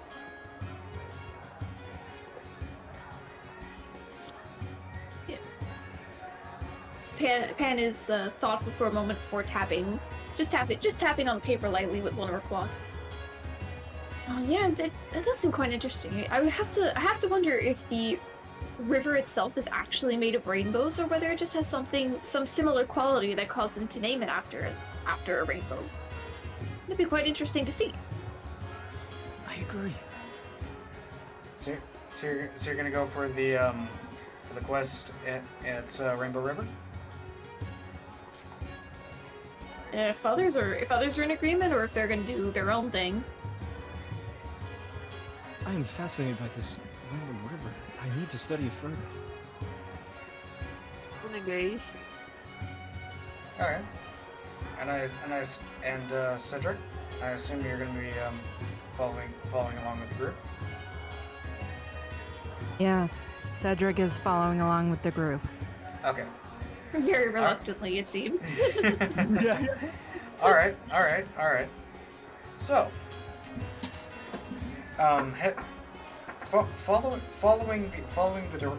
taking the paper in your hands, you follow the directions in the listing.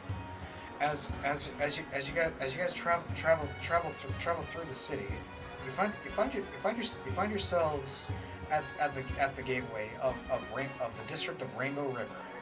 As a lone elf currently stands at the gateway, kind of tapping his foot a little clearly anxiously, as he's currently just like very clearly waiting for somebody.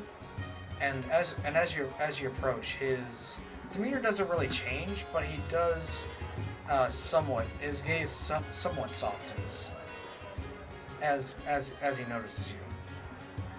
The elf you see he's a thinly built wood elf with very short black hair and light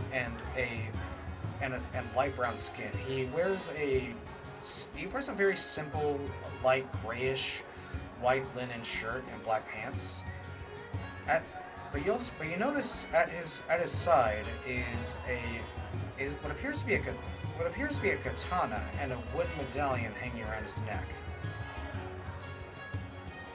He looks in your guys' direction and goes, Are you here for the quest list? Pen kind of takes the lead here. She nods and holds up the paper in response. Aye, that's what we're here for. Are you the one who posted it? Yes, I am. My name is Kizu. We have a bit of a problem. A meteor had crashed near the district, and the man that had investigated it said that there was an ochre jelly making its way towards the district. As you can imagine, we don't exactly want such a creature in our midst. Do you? Cedric's Sorry. No, go ahead. You first. Cedric scowls, but you can see his eye lighting up and sparkling at the mere mention of the creature.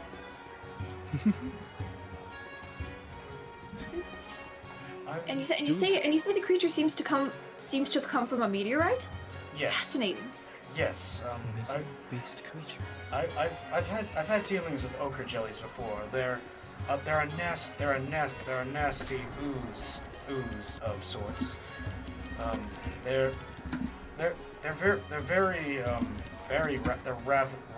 ravenous creatures that only seek to eat living flesh.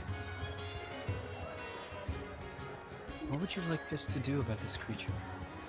I would like for you to slay the creature before it can hurt anybody. Unfortunate. What? Gotta do it. Pan nods in agreement.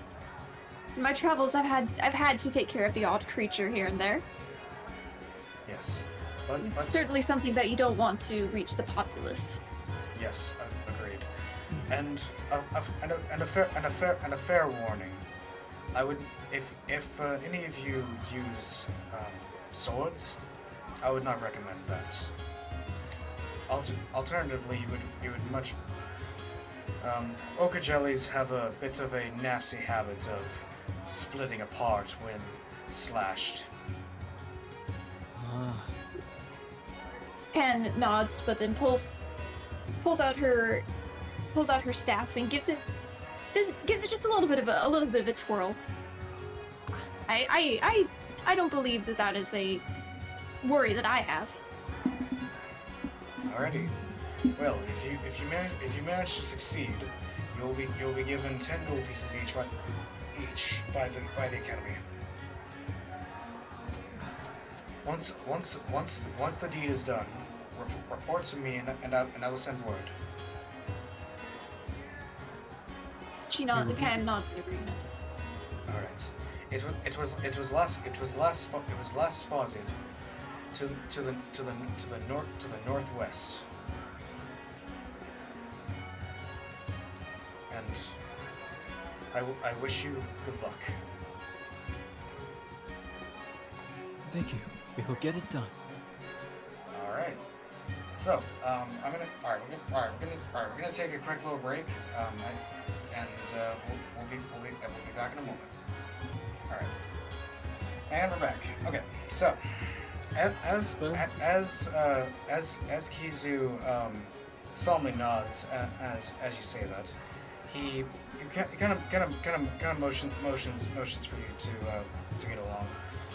As you cross through the gates, you immediately see the site of the Rainbow River that he had been talking about.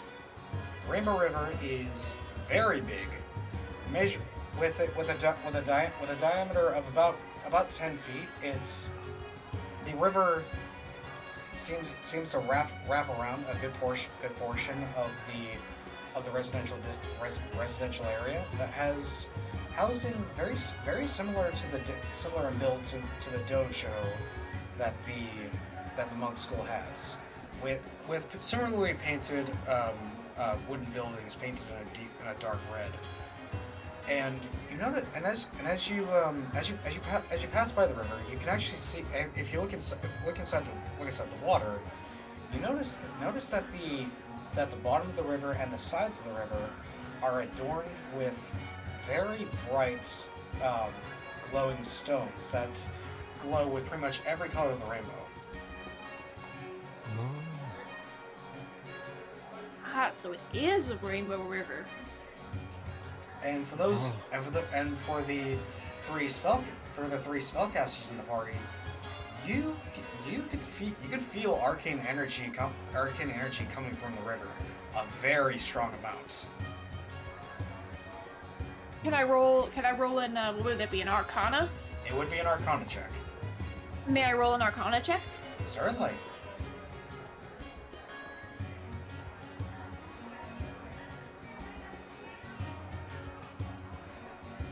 Ooh, it was a 14. 14. Nice.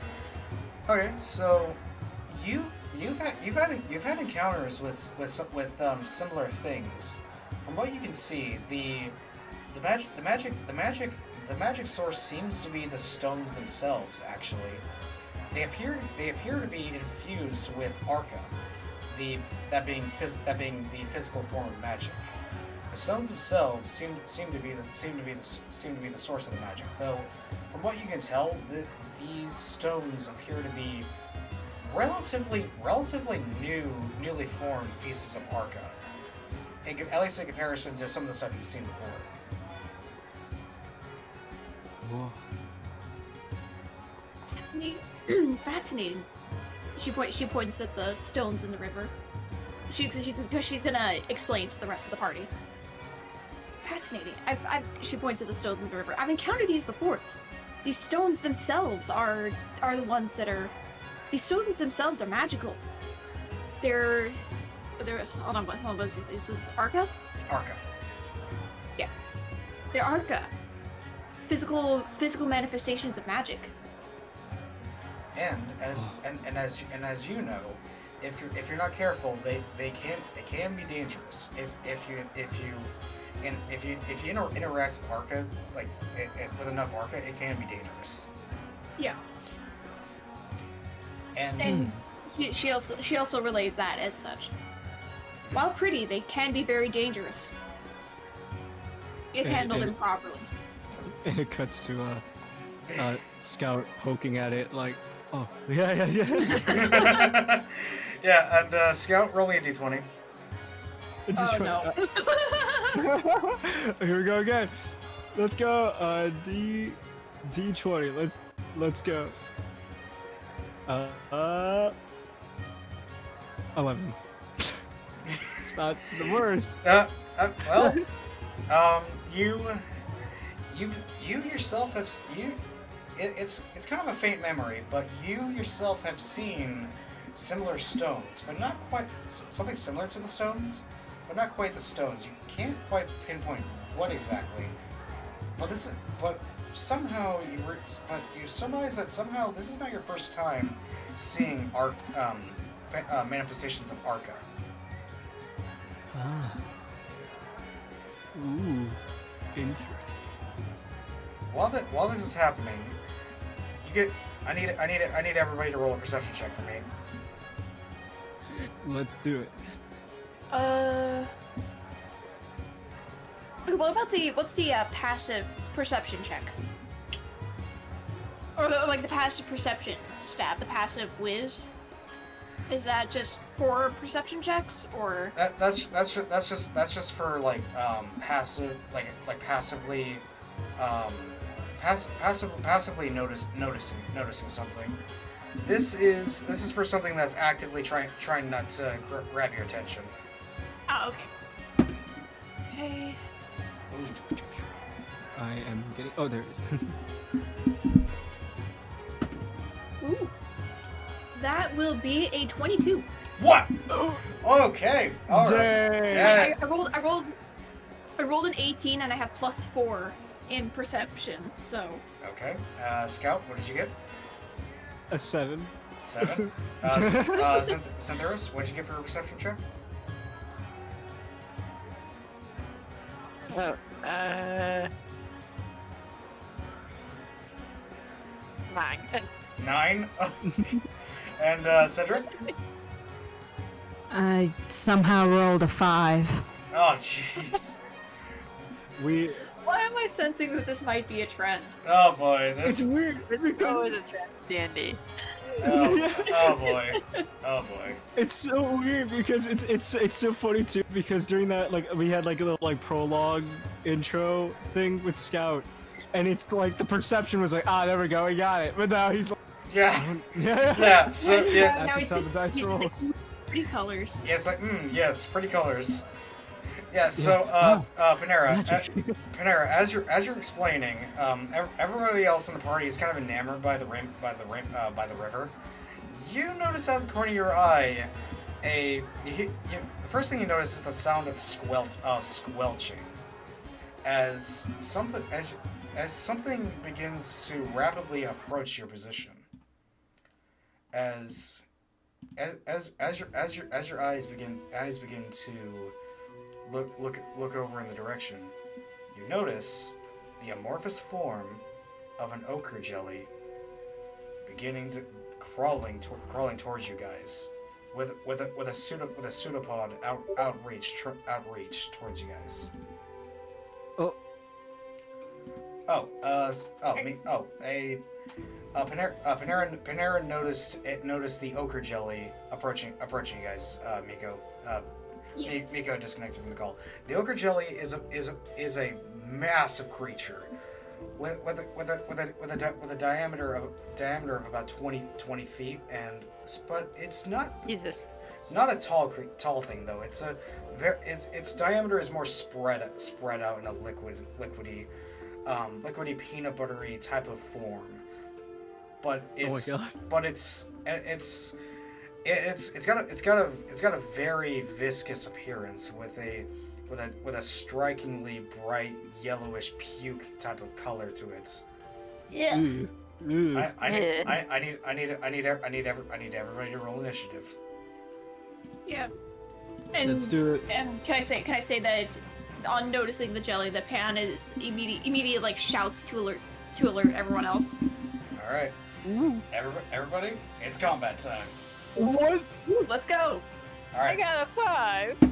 I got a 3. Oh, This is just determining turn order, like who goes first. Oh, know, okay. but still. Yeah. I know. Yep. You guys with your single digit rolls. All right. So what did you get, Panera?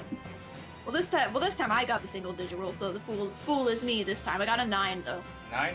Okay. Cedric, what did you get for your initiative roll? Cedric, Miko needs to know how to You just roll. how do you roll? How you roll? You just roll a d20. Yeah. You. All right. So, Miko, you see the thing that says see the thing that says initiative. Click that number, and that'll roll initiative for you. like I was showing you before in D&D Beyond. I rolled a 16. Dang! Look Nice. at dang! Nice. In spite of everything. All right. So the turn order is going to go as follows: Cedric, the Jelly, Panera, Zin, and then last Scout. All right, Cedric. It is top of the round. You have the lead in the initiative. What are you going to do? How far is the jelly from me? So I would say you're more towards the back of the group. So I would say about 40 feet away. It is within range of a spell like Eldritch Blast, for example.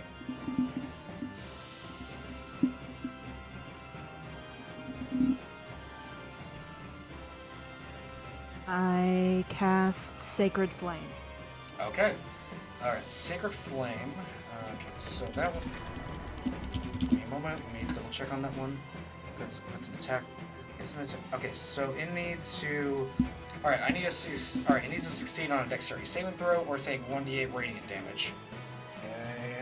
Okay. That is a nat 1. With its modifiers, that is a negative 1. Oh wow. My God. My God, that is terrible. Okay. The single digit rolls working in our favor this time. Yep. All right. Go ahead. Wow. Go ahead and Single digits all around. go ahead and roll damage for the Sacred Flame. It should be in your spell list. Next to the it should say damage under the Sacred Flame on the right. I like how we're like even I It- rolled a 7. Oh shoot, that is a lot. That is a good chunk of damage. So facing down the disgusting form of the ochre jelly, you point your staff forward, and with a hand, you send forth a gout of blue flame towards the creature, as it reaches a pseudopod towards Panera. The flames immediately torching the creature's pseudopod, melting it into yellow and blue smoke. Whoa! It's gotta be an awful smell though. Oh yeah, terrible smell. But you dealt a good bit of damage there. It is now the ochre jelly's turn. The ochre jelly is going to continue its move towards Panera, and is going to attempt to attack you with its pseudopod. Okay, what's your AC? 13. That's a hit. Ah. You take. Ooh, you take.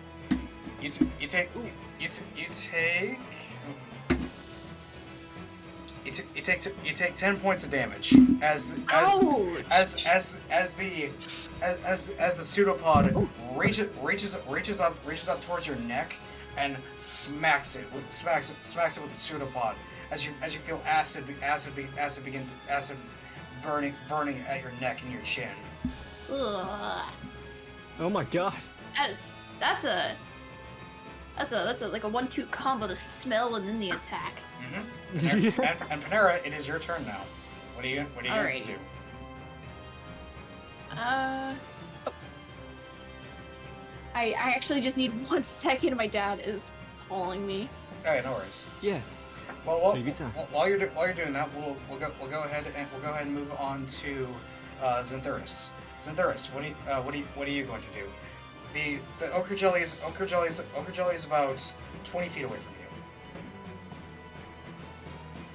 you. Zim is going to move up to the jelly and proceed to attack it. Okay, just gonna give it a good old punch. Yeah. All right, go ahead and make your attack. A 23. Wait, was that not 20, or is that just Close, a 20? that was a 19. Okay, I was gonna say there's no way you just got a nat 20 on this thing. All right, but that hits. Go ahead and roll your damage. Okay. Sorry, I'm back. Yeah, no worries. That's 4 damage. 4 damage. Yeah, Pisces. Dark finally rolled something that is in single digits. A 23. Ooh. Yeah, wasn't nat 20 though, unfortunately. Well, yeah, non-nat 20. Yeah. I mean, the 22 was not a nat either. That was still some good rolls though. How much damage? Yeah. How much damage, Xanthuris? 4. 4? Gotcha. Wait, 7 and 4. Okay. Give me a moment. I need to do a quick count. I need to check his health real quick. All right, and what are you doing, Panera? Okay, so hold on. How far away is the jelly from where I am? And what's that attack? Ranged or melee? That was a melee attack. It's right in front of you. Okay, so it's probably a bad idea to use that one.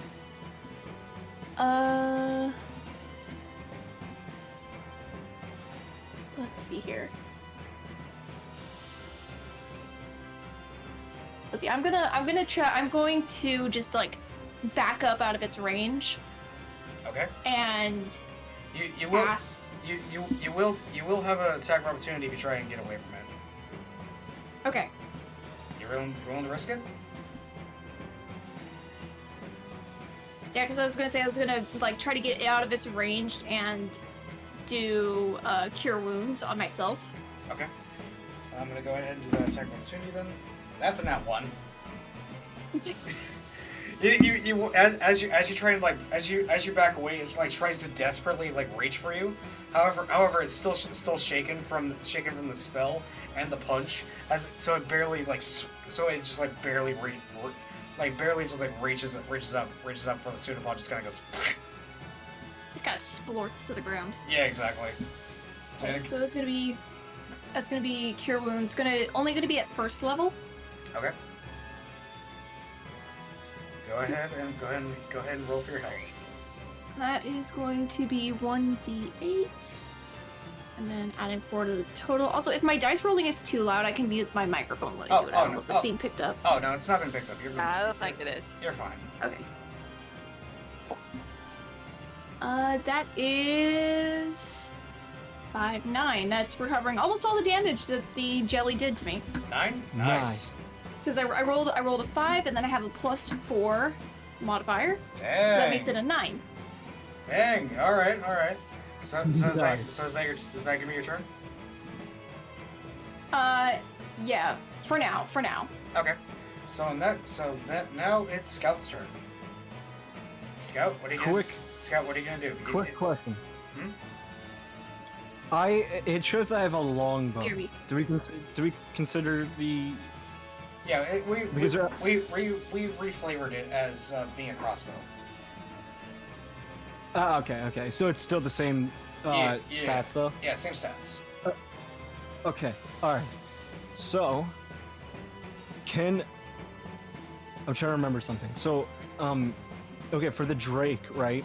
I can do an attack with a Drake and then still do a turn, or does that take the turn? Oh yeah, no, its actions are different than yours, and I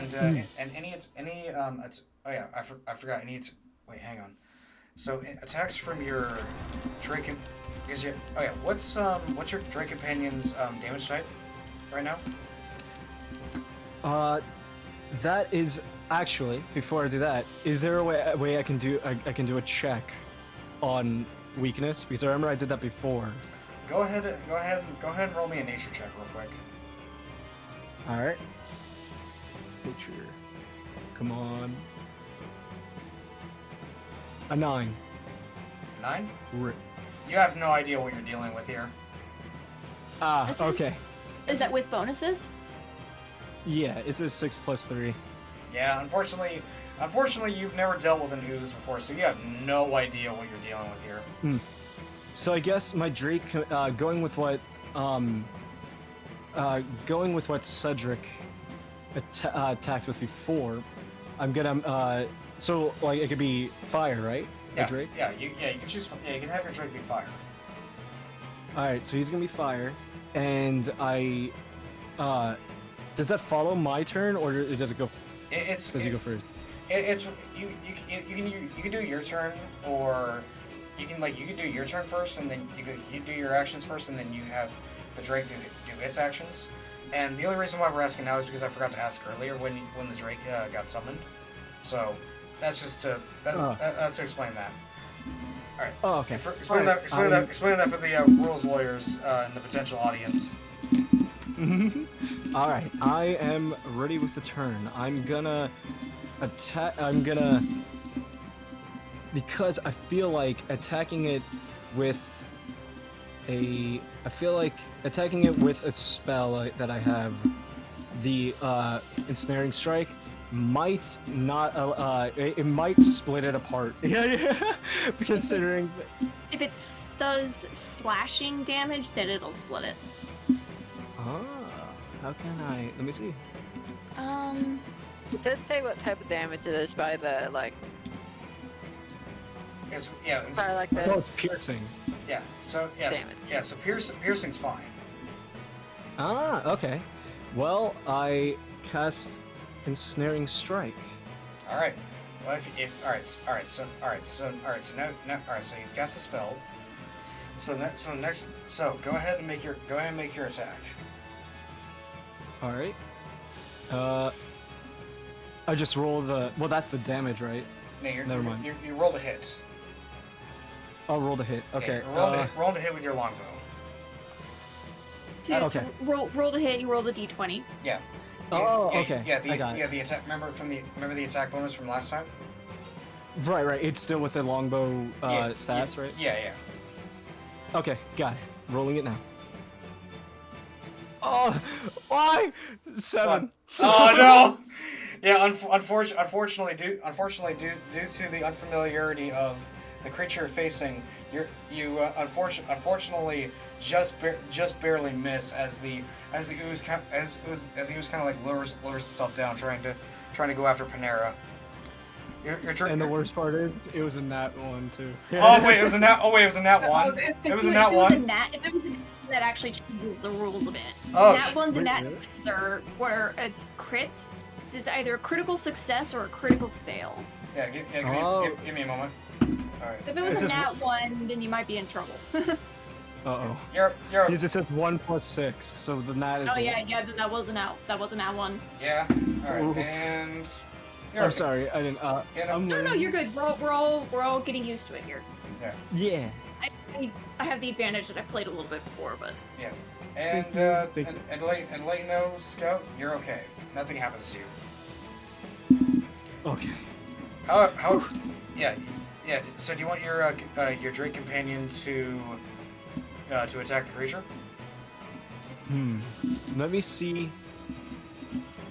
Because the attack it has is a bite attack which deals piercing damage. Ah, okay. So, alright. And it would be having the fire stat, too? Yeah, it would be dealing fire damage. Well, Alright. okay. Okay. Well, actually, wait, hang on. No, it wouldn't be it doing fire damage. Other creatures within 30 feet of the Drake that I can see would deal extra fire damage. Sorry, I totally forgot about that, guys. Oh, that's fine. Okay, I still have my Drake Companion bite. Go to a bite. Okay, I'm gonna go ahead and roll for him. That's going to be a that is going to be a 17 to hit. nice. Finally. All right. Finally. All right, and it deals eight points of damage. So Panera, as you're backing away, and as your arrow goes flying way above the creature, your Drake hopping up from your shoulder immediately charges the creature. Jaw is wide open as it begins to chomp down on the side of the creature and starts tearing into it. Oh my god. Let's go. All right, and let's see here. That's an additional. All right, so that's 8. Oh shoot! Yeah, this thing. Yeah, it is starting to look. It's starting to look worse for wear. Like I Yeah, want. well, you almost have this thing dead. Not quite almost dead, but you've dealt a significant amount of damage. It's starting to look a little weak. It's definitely noticeably weaker. It is now top of the round. Cedric, what are you going to do?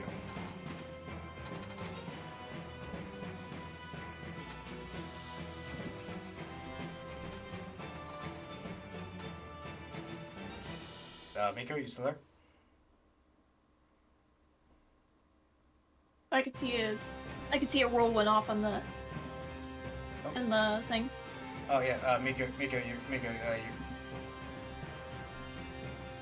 I can relay. Because I have the D&D Beyond website open on my character page. Yeah. There was an Eldritch Blast Eldritch Blast? Hit. with Alright. with a roll to hit 13. That hits. All right, go. Nice. All right, go ahead and roll damage, Cedric. 9. 9. Ooh. Okay. And Miko, if you're having audio trouble, let me know. Okay. So oh shoot. Oh, it's almost dead actually. Let's go. All right. So Oh my god, our first fight. All right, the ogre. All right, so now it is the ochre jelly's turn, and it's got a couple of targets. It's got a few targets it could go after. So I'm going to keep things random. The Drake is good. All right, so your Drake's gonna be 1, 2. Panera's gonna be 5, 6. Oh, Okay, Mika just disconnected. 1, 2, And 3, then- 4. Okay, there we go. It's going Welcome to. back. It is going after Zinthurus. Oh dear. All right, and it is gonna reach up and try to attack your chest with its pseudopod. Ooh boy, that's a 20. Not 20, thankfully. Uh-oh. Not nat 20, but still that's a 20 in total. That's like a hit. 20 in total. That's gonna hurt. That's definitely a hit. That's gonna be oh jeez, 14. Uh-oh. 14 points of damage. Ouch. Jesus Christ. So there is. I'm on 7 health right now. Oh shit! So there was after seeing the Drake tear at the ochre jelly, seemingly randomly, it begins like moving across the ground, just kind of go, and just pops you right in the chest with its pseudopod. Oh no! And that's alright. And now it is Panera's turn. Oh no! Panera, what do you do? Yeah. Give me a second. Yeah. of Okay. course. Yes. Yeah. Seriously.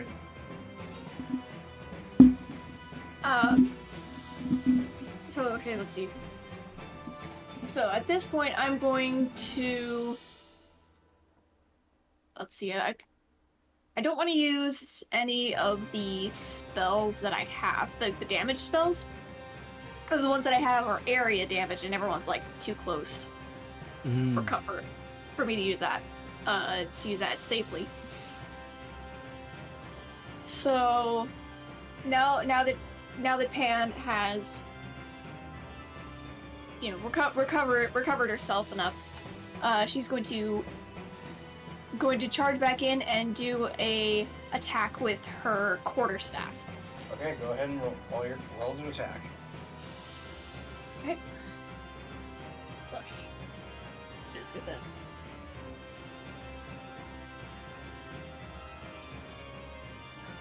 That is an 18. Oh shoot, that Dang. hits. Go ahead and roll damage. Okay, and I have. Oops, that's not what I meant to do. I was gonna say there was two different damage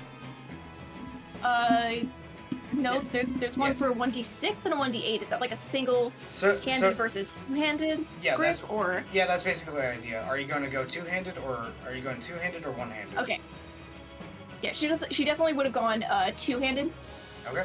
Go ahead and roll the 1d8, and alongside that And you I already alongside did that in chat, so that was a 7. Also, I just noticed that I had the +2 to hit, and I did not add that to the 18. So that makes it a non-nat 20 oh shoot, yeah. to hit. And all right, so how much damage did you deal? Only 7 because it's just a staff. However, So it's basically she just gave it a good whack to try to distract it / get it away from Zin, but also position herself closer so that she can maybe get a healing spell off on them if they need it. yeah. So, and the thing is, with the Drake in the fight, you actually get an infused strike from since you're within 30 feet of the Drake, which deals an additional 6 fire damage. Ooh, Nice. spicy. Let's go. Alright, wait, hang on. So So that's 13 total. it's at 4 health. It Oh, literally, it's Let's dead. go. He's Yeah. dead. yeah, it's at 4 health right now. One more good hit and it's done for. All right, Zin, it's your turn. Oh, poor Zin. What do So, you? yeah, so Pan came in, gave it a real good whack. Yeah. Real And good. is standing nearby Zin Mhm. to heal them when she can. Yeah. So, Since Cure Wounds requires a touch component. yep. So Zin, I assume you're just gonna give this like a nice little whack to try and finish it off.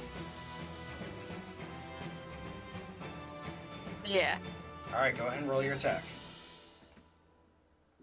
14 That hits. for the hit. Roll damage.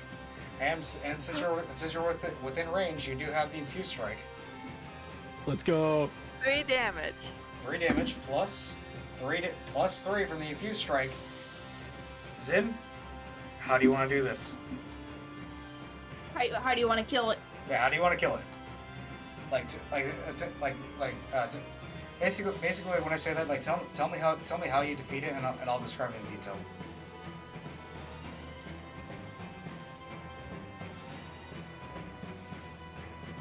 I kind of want Zen to like jump up and punch it like right in the center of its area, I guess. Its person. All right. So Right in the center of its match. yeah, Yeah. leaping forward in the air with a fist raised, and with draconic power surrounding your fist, you drive your fist down the middle of the jelly, splitting it and exploding it in an explosion of ooze as it begins to dissipate. As the draconic magic destroys the last of it, and you have defeated the ogre jelly. Woo! First combat! Let's Woo! first fight. Let's go, my draconic buddy. Oh my god. First Yeah. combat completed. Yeah. I missed. That was the first fight. All right.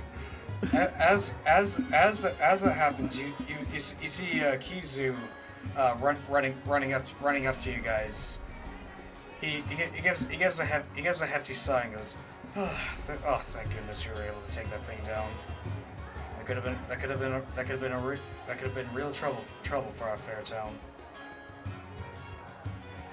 Panera nods. Yes, even though I saw it coming, it still got quite a nasty strike on me. That much. But you don't have to worry about it anymore. He looks over at Zin and notices your rough sing. Goes, oh my. Here, he offers a hand and grabs your arms in as you see light coming from Kizu's hand as your wounds begin to mend as he lays hands on you. Thank you. Of course.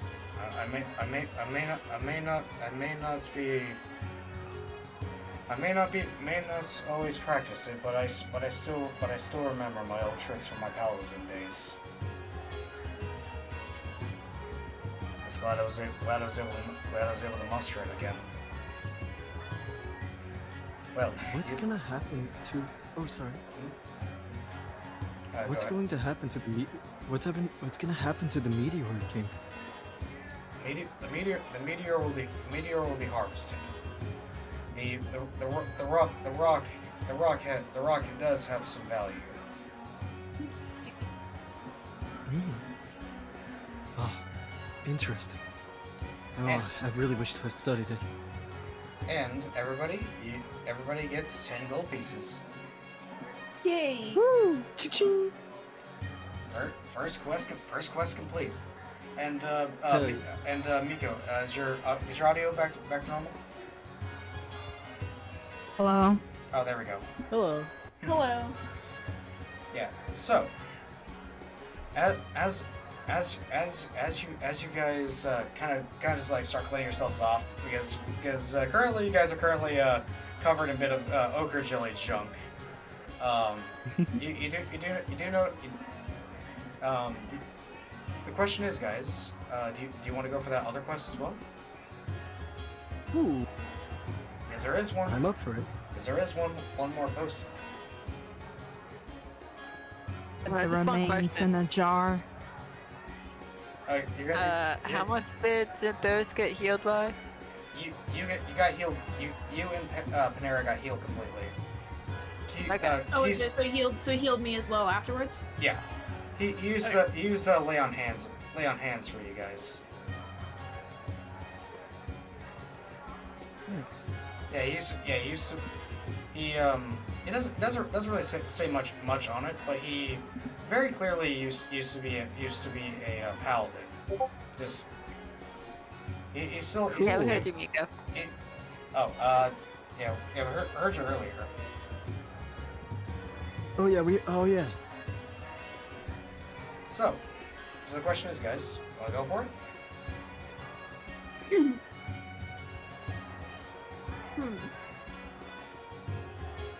I'm not sure. Not sure. I think Pan at the moment, I think is wanting to rest. Understandable. Oh. Oh yeah, I did that too. I did that too. Oh yeah, I did hear that. Yeah. Oh yeah. No, I did. I wasn't sure if I heard you right. yeah. So as you guys Cover the jar. as you guys are like contemplating what to do next, you guys notice as Cedric is currently getting a jar full of ochre jelly remains. Scout is, cleaning up and petting his companion Drake, and thanking him. So, all right. Well, in that case, if Panera's gonna take a rest. Yeah, she's currently at the moment. I would say that she's just kind of like now that she's cleaned off and everything's okay. She's just kind of sitting and enjoying the rivers, just kind of sitting on the riverbank, I got you. Ah. enjoying the sound and the sun. All right. As you do so, you notice as Kizu heads over to the main housing district, and you notice that you see a lot of elves over there.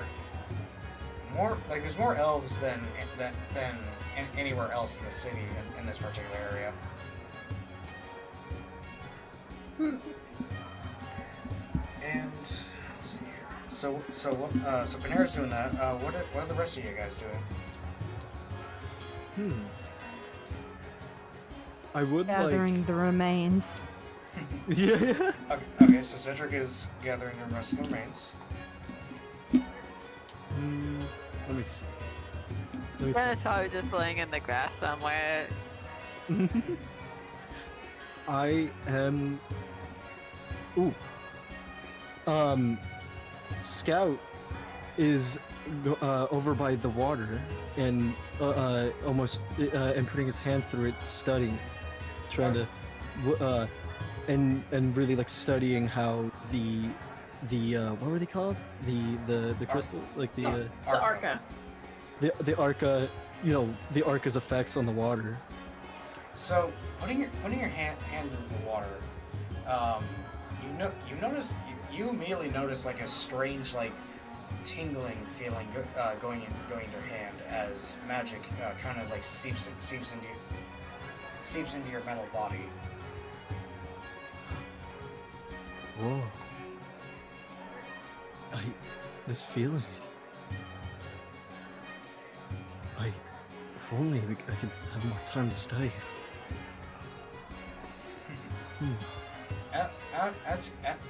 So I'm gonna assume that you guys are gonna take like a short rest. Yeah. Okay. So as the hour passes, you guys notice the sun begin to dip down the horizon.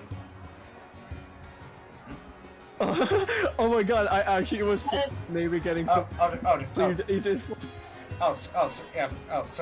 Yeah, and apologies.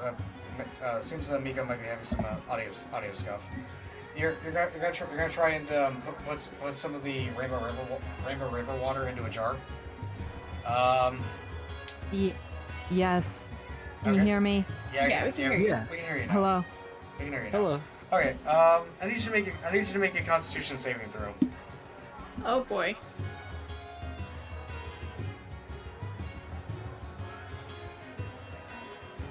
So yeah, so you'll be roll. Yeah, so the Constitution saving the saving throws are on the top left side, below your stats.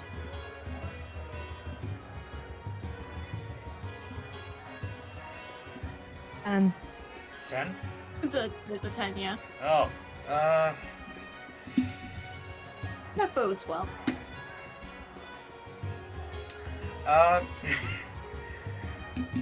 Cedric, as you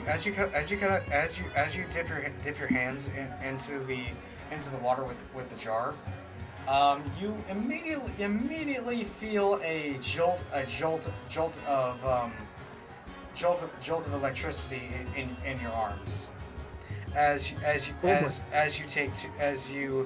don't necessarily take you're able to get your hands away in time to not take damage, but You could Oh. disconnect. They disconnected. Hello? There we go. Welcome Welcome back. back. You as you dip your hands into the river, collecting some of the water, you feel electricity travel up your arm, taking 1 point of damage. Oh, Yeah, as the overabundance of magic kind of damages your physical being, as you with Scout, you realizing that the water doesn't really seem to have as much of an effect on you specifically. ah. So, Scout Scout takes the opportunity. Oh, were you gonna say something? Yeah, I was gonna say that Pan would notice that Cedric got zapped a little bit, but that Scout seems to be unaffected. So she tries to poke the water herself to figure out what happens, to see what happens. Roll a Constitution saving throw.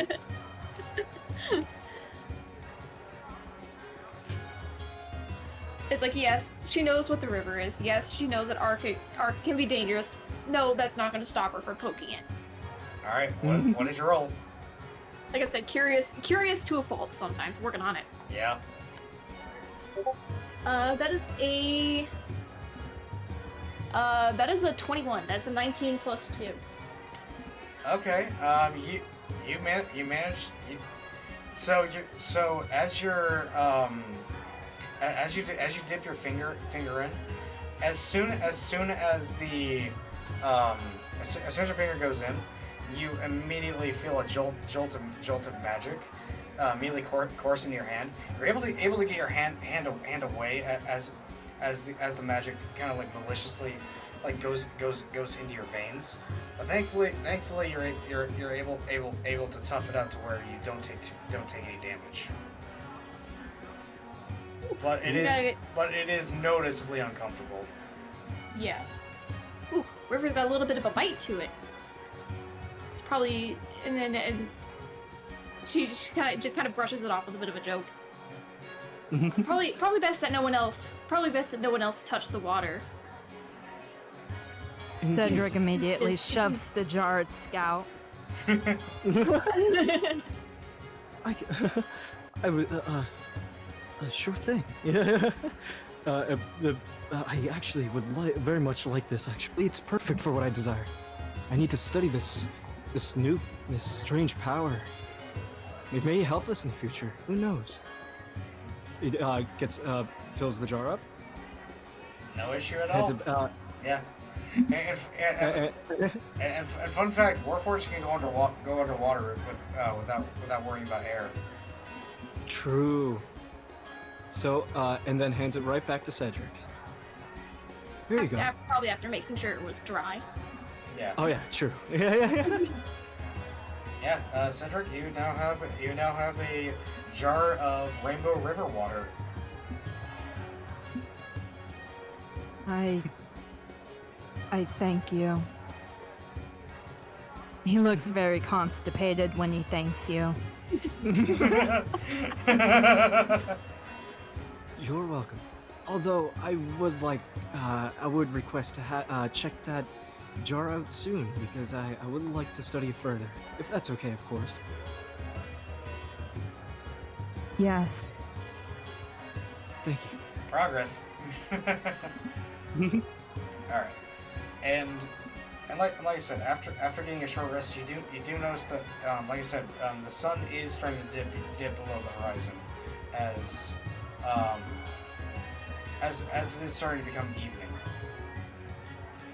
Ooh. It's not quite nighttime yet. It's about like I'd say like 6 o'clock ish. Yeah. Yeah. Nice. So, quick question about the academy. Does the academy have like a dining hall or something, or is it just like you go to the markets to get food? So there is a mess hall you can go to, but also the market as well has food options. Okay. Nice. It's definitely by this point, Pan is getting a little peckish. Yeah, it's in as well. All right. So, Okay. so, alright. So what are you guys if, do? I was gonna say, so, you know, noticing that the sun is setting almost on cue. Pan's stomach growls a little bit, and she stands up and kind of turns to the group as like, it seems to be getting a bit towards dinner time. Would you like to eat together at the mess hall or wander around the market? I kind of lost the food. I can't eat, but I enjoy the company, so I would like to join you. The more the merrier. I have a question for Tommy. Yeah. Are there any small pebble-sized rainbow rocks? Yeah. There are. Yeah, they're In the they're- river? Yeah, they're in the river towards the bottom, which is about I'd say, like the shallowest part of the river is about 5 feet deep. Scout can go grab it. Cedric holds out a small leather pouch. Scout. Yes? Could you please get me some pebbles? Sure thing. And he grabs it, goes in, dives, grabs a good couple of pieces because he said there's like a few pebbles. There are. To also Question. test. Oh yeah. Go I ahead. say, would Pan be able to overhear their plan, or Yeah. Ooh. okay, so she, like, even though Scout is already in the process of getting the pebbles, Pan would warn. I would not recommend that. Arca can be, like I said earlier, Arca can be dangerous if handled improperly. Especially because it seems to be making the river itself dangerous. Oh. How about one? A small one may be safe. There is the jar. Yeah. Good idea. May I please have the jar? Full of the water. Cedric squints a bit before handing over the jar reluctantly. Thank you. Grabs one, Scout grabs one pebble out of the water, and drops it right in the jar. Scout, and- Scout, roll me a Constitution saving throw. Good point. Oh, I see. Oh, now you're touching the rocks. You're actually being affected. The concentration, I bet. But, Yeah, okay, Constitution. Yep, Constitution saving throw.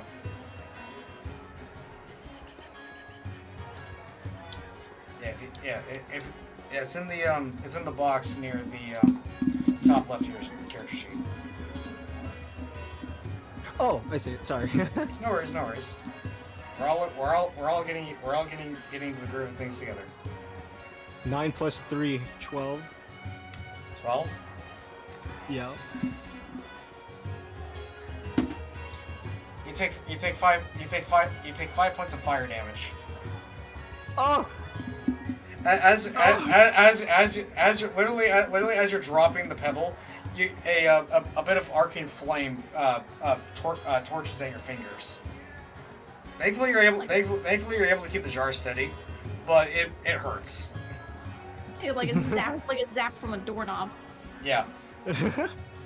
Scout immediately after that comes up and looks at the group. I wouldn't recommend doing that. Yeah. Thankfully with the pebble in the jar, it doesn't seem to be affecting anything. The glass seems to insulate it. Yeah. Yeah. Cool. Yeah, and Pan agrees that probably best to keep it in the jar, less Unless you want any more shocking revelations. Indeed. Let me do this real quick. Scout uses his cloak to dry off the jar. And, here you go, Cedric. Just be Thank- careful. Thank you. Of course. He looks extremely constipated now. Cloud would be proud. I'm tempted to have Pan say a joke, but it might be a bit in poor taste.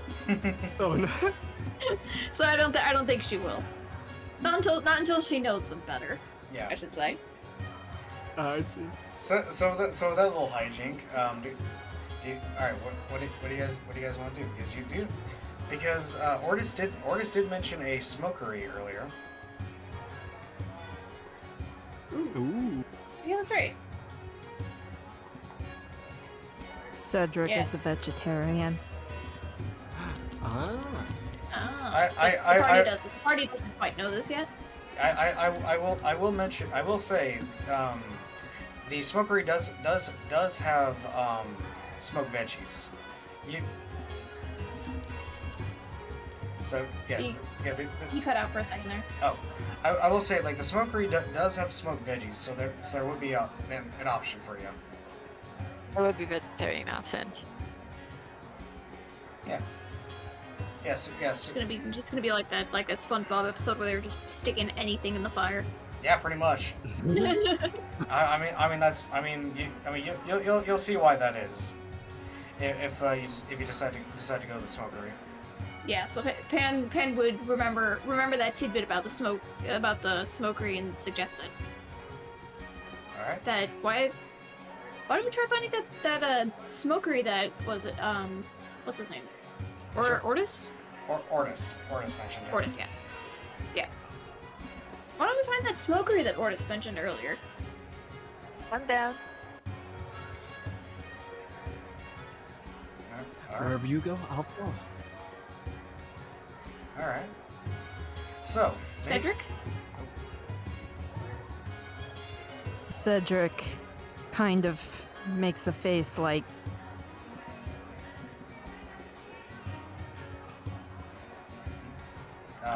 Miko, you cut out there. A face like Miko, you cut out there.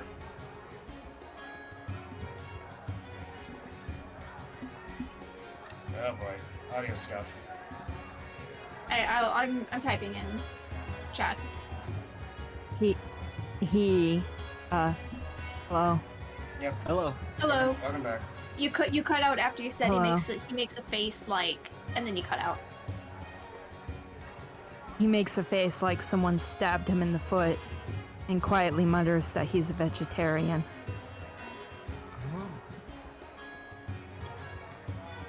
Pan pauses for a moment, thinking. He's like, "Well, meat's not the only thing that can be smoked. I'm sure they would have some other options for different palates.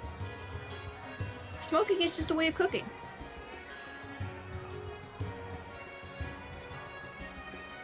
I will accompany you then. She smiles. Glad to hear it. Let's go see if we can find it. All right.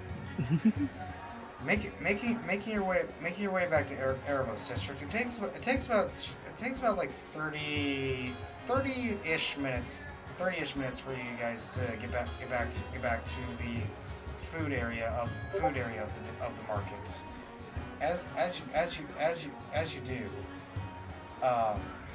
you find yourselves at the doorway of Dragon's Smokery. It's a modest little place with a mostly dwarvish crew running the place. With a mix of different meats and different veggies being offered. As you four kind of sit around, you sit around. You're able to share your first meal together as meal together as a group. And towards the end, after the meal, towards the end of the day, as you all begin turning in for the night,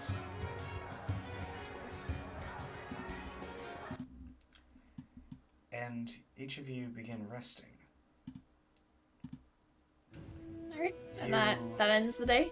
That ends the day, but that's not the end of it. It's not the end of everything, because as all of you are resting, including you, Scouts, even though you're technically not sleeping, Mm-hmm. you see a set of dark purple curtains. Ones that open up, revealing a lone figure sitting at a table. His hands crossed and interlocked with each other. He looks up, outstretches a hand, and you notice 4 golden strings attached to the ends of each of his fingers. He smiles and says, "The threads of fate will converge." As he says that, the strings begin to travel down his fingers, traveling all the way to the middle of his palm. He grabs the strings together as they reach the middle of his palm. And that is where the session is going to end. Oh, that's sick. There's Ending the call on to a adventure. prophetic vision. Yeah. Call to adventure. Indeed. Sick. Oh, that's hype. Yeah, Also, Mika, can I cast bonfire on him? Yeah, I was laughing at that. I was trying to hold it. Yeah, I want to say thanks to everyone for being here for our first game, and we'll see you next time.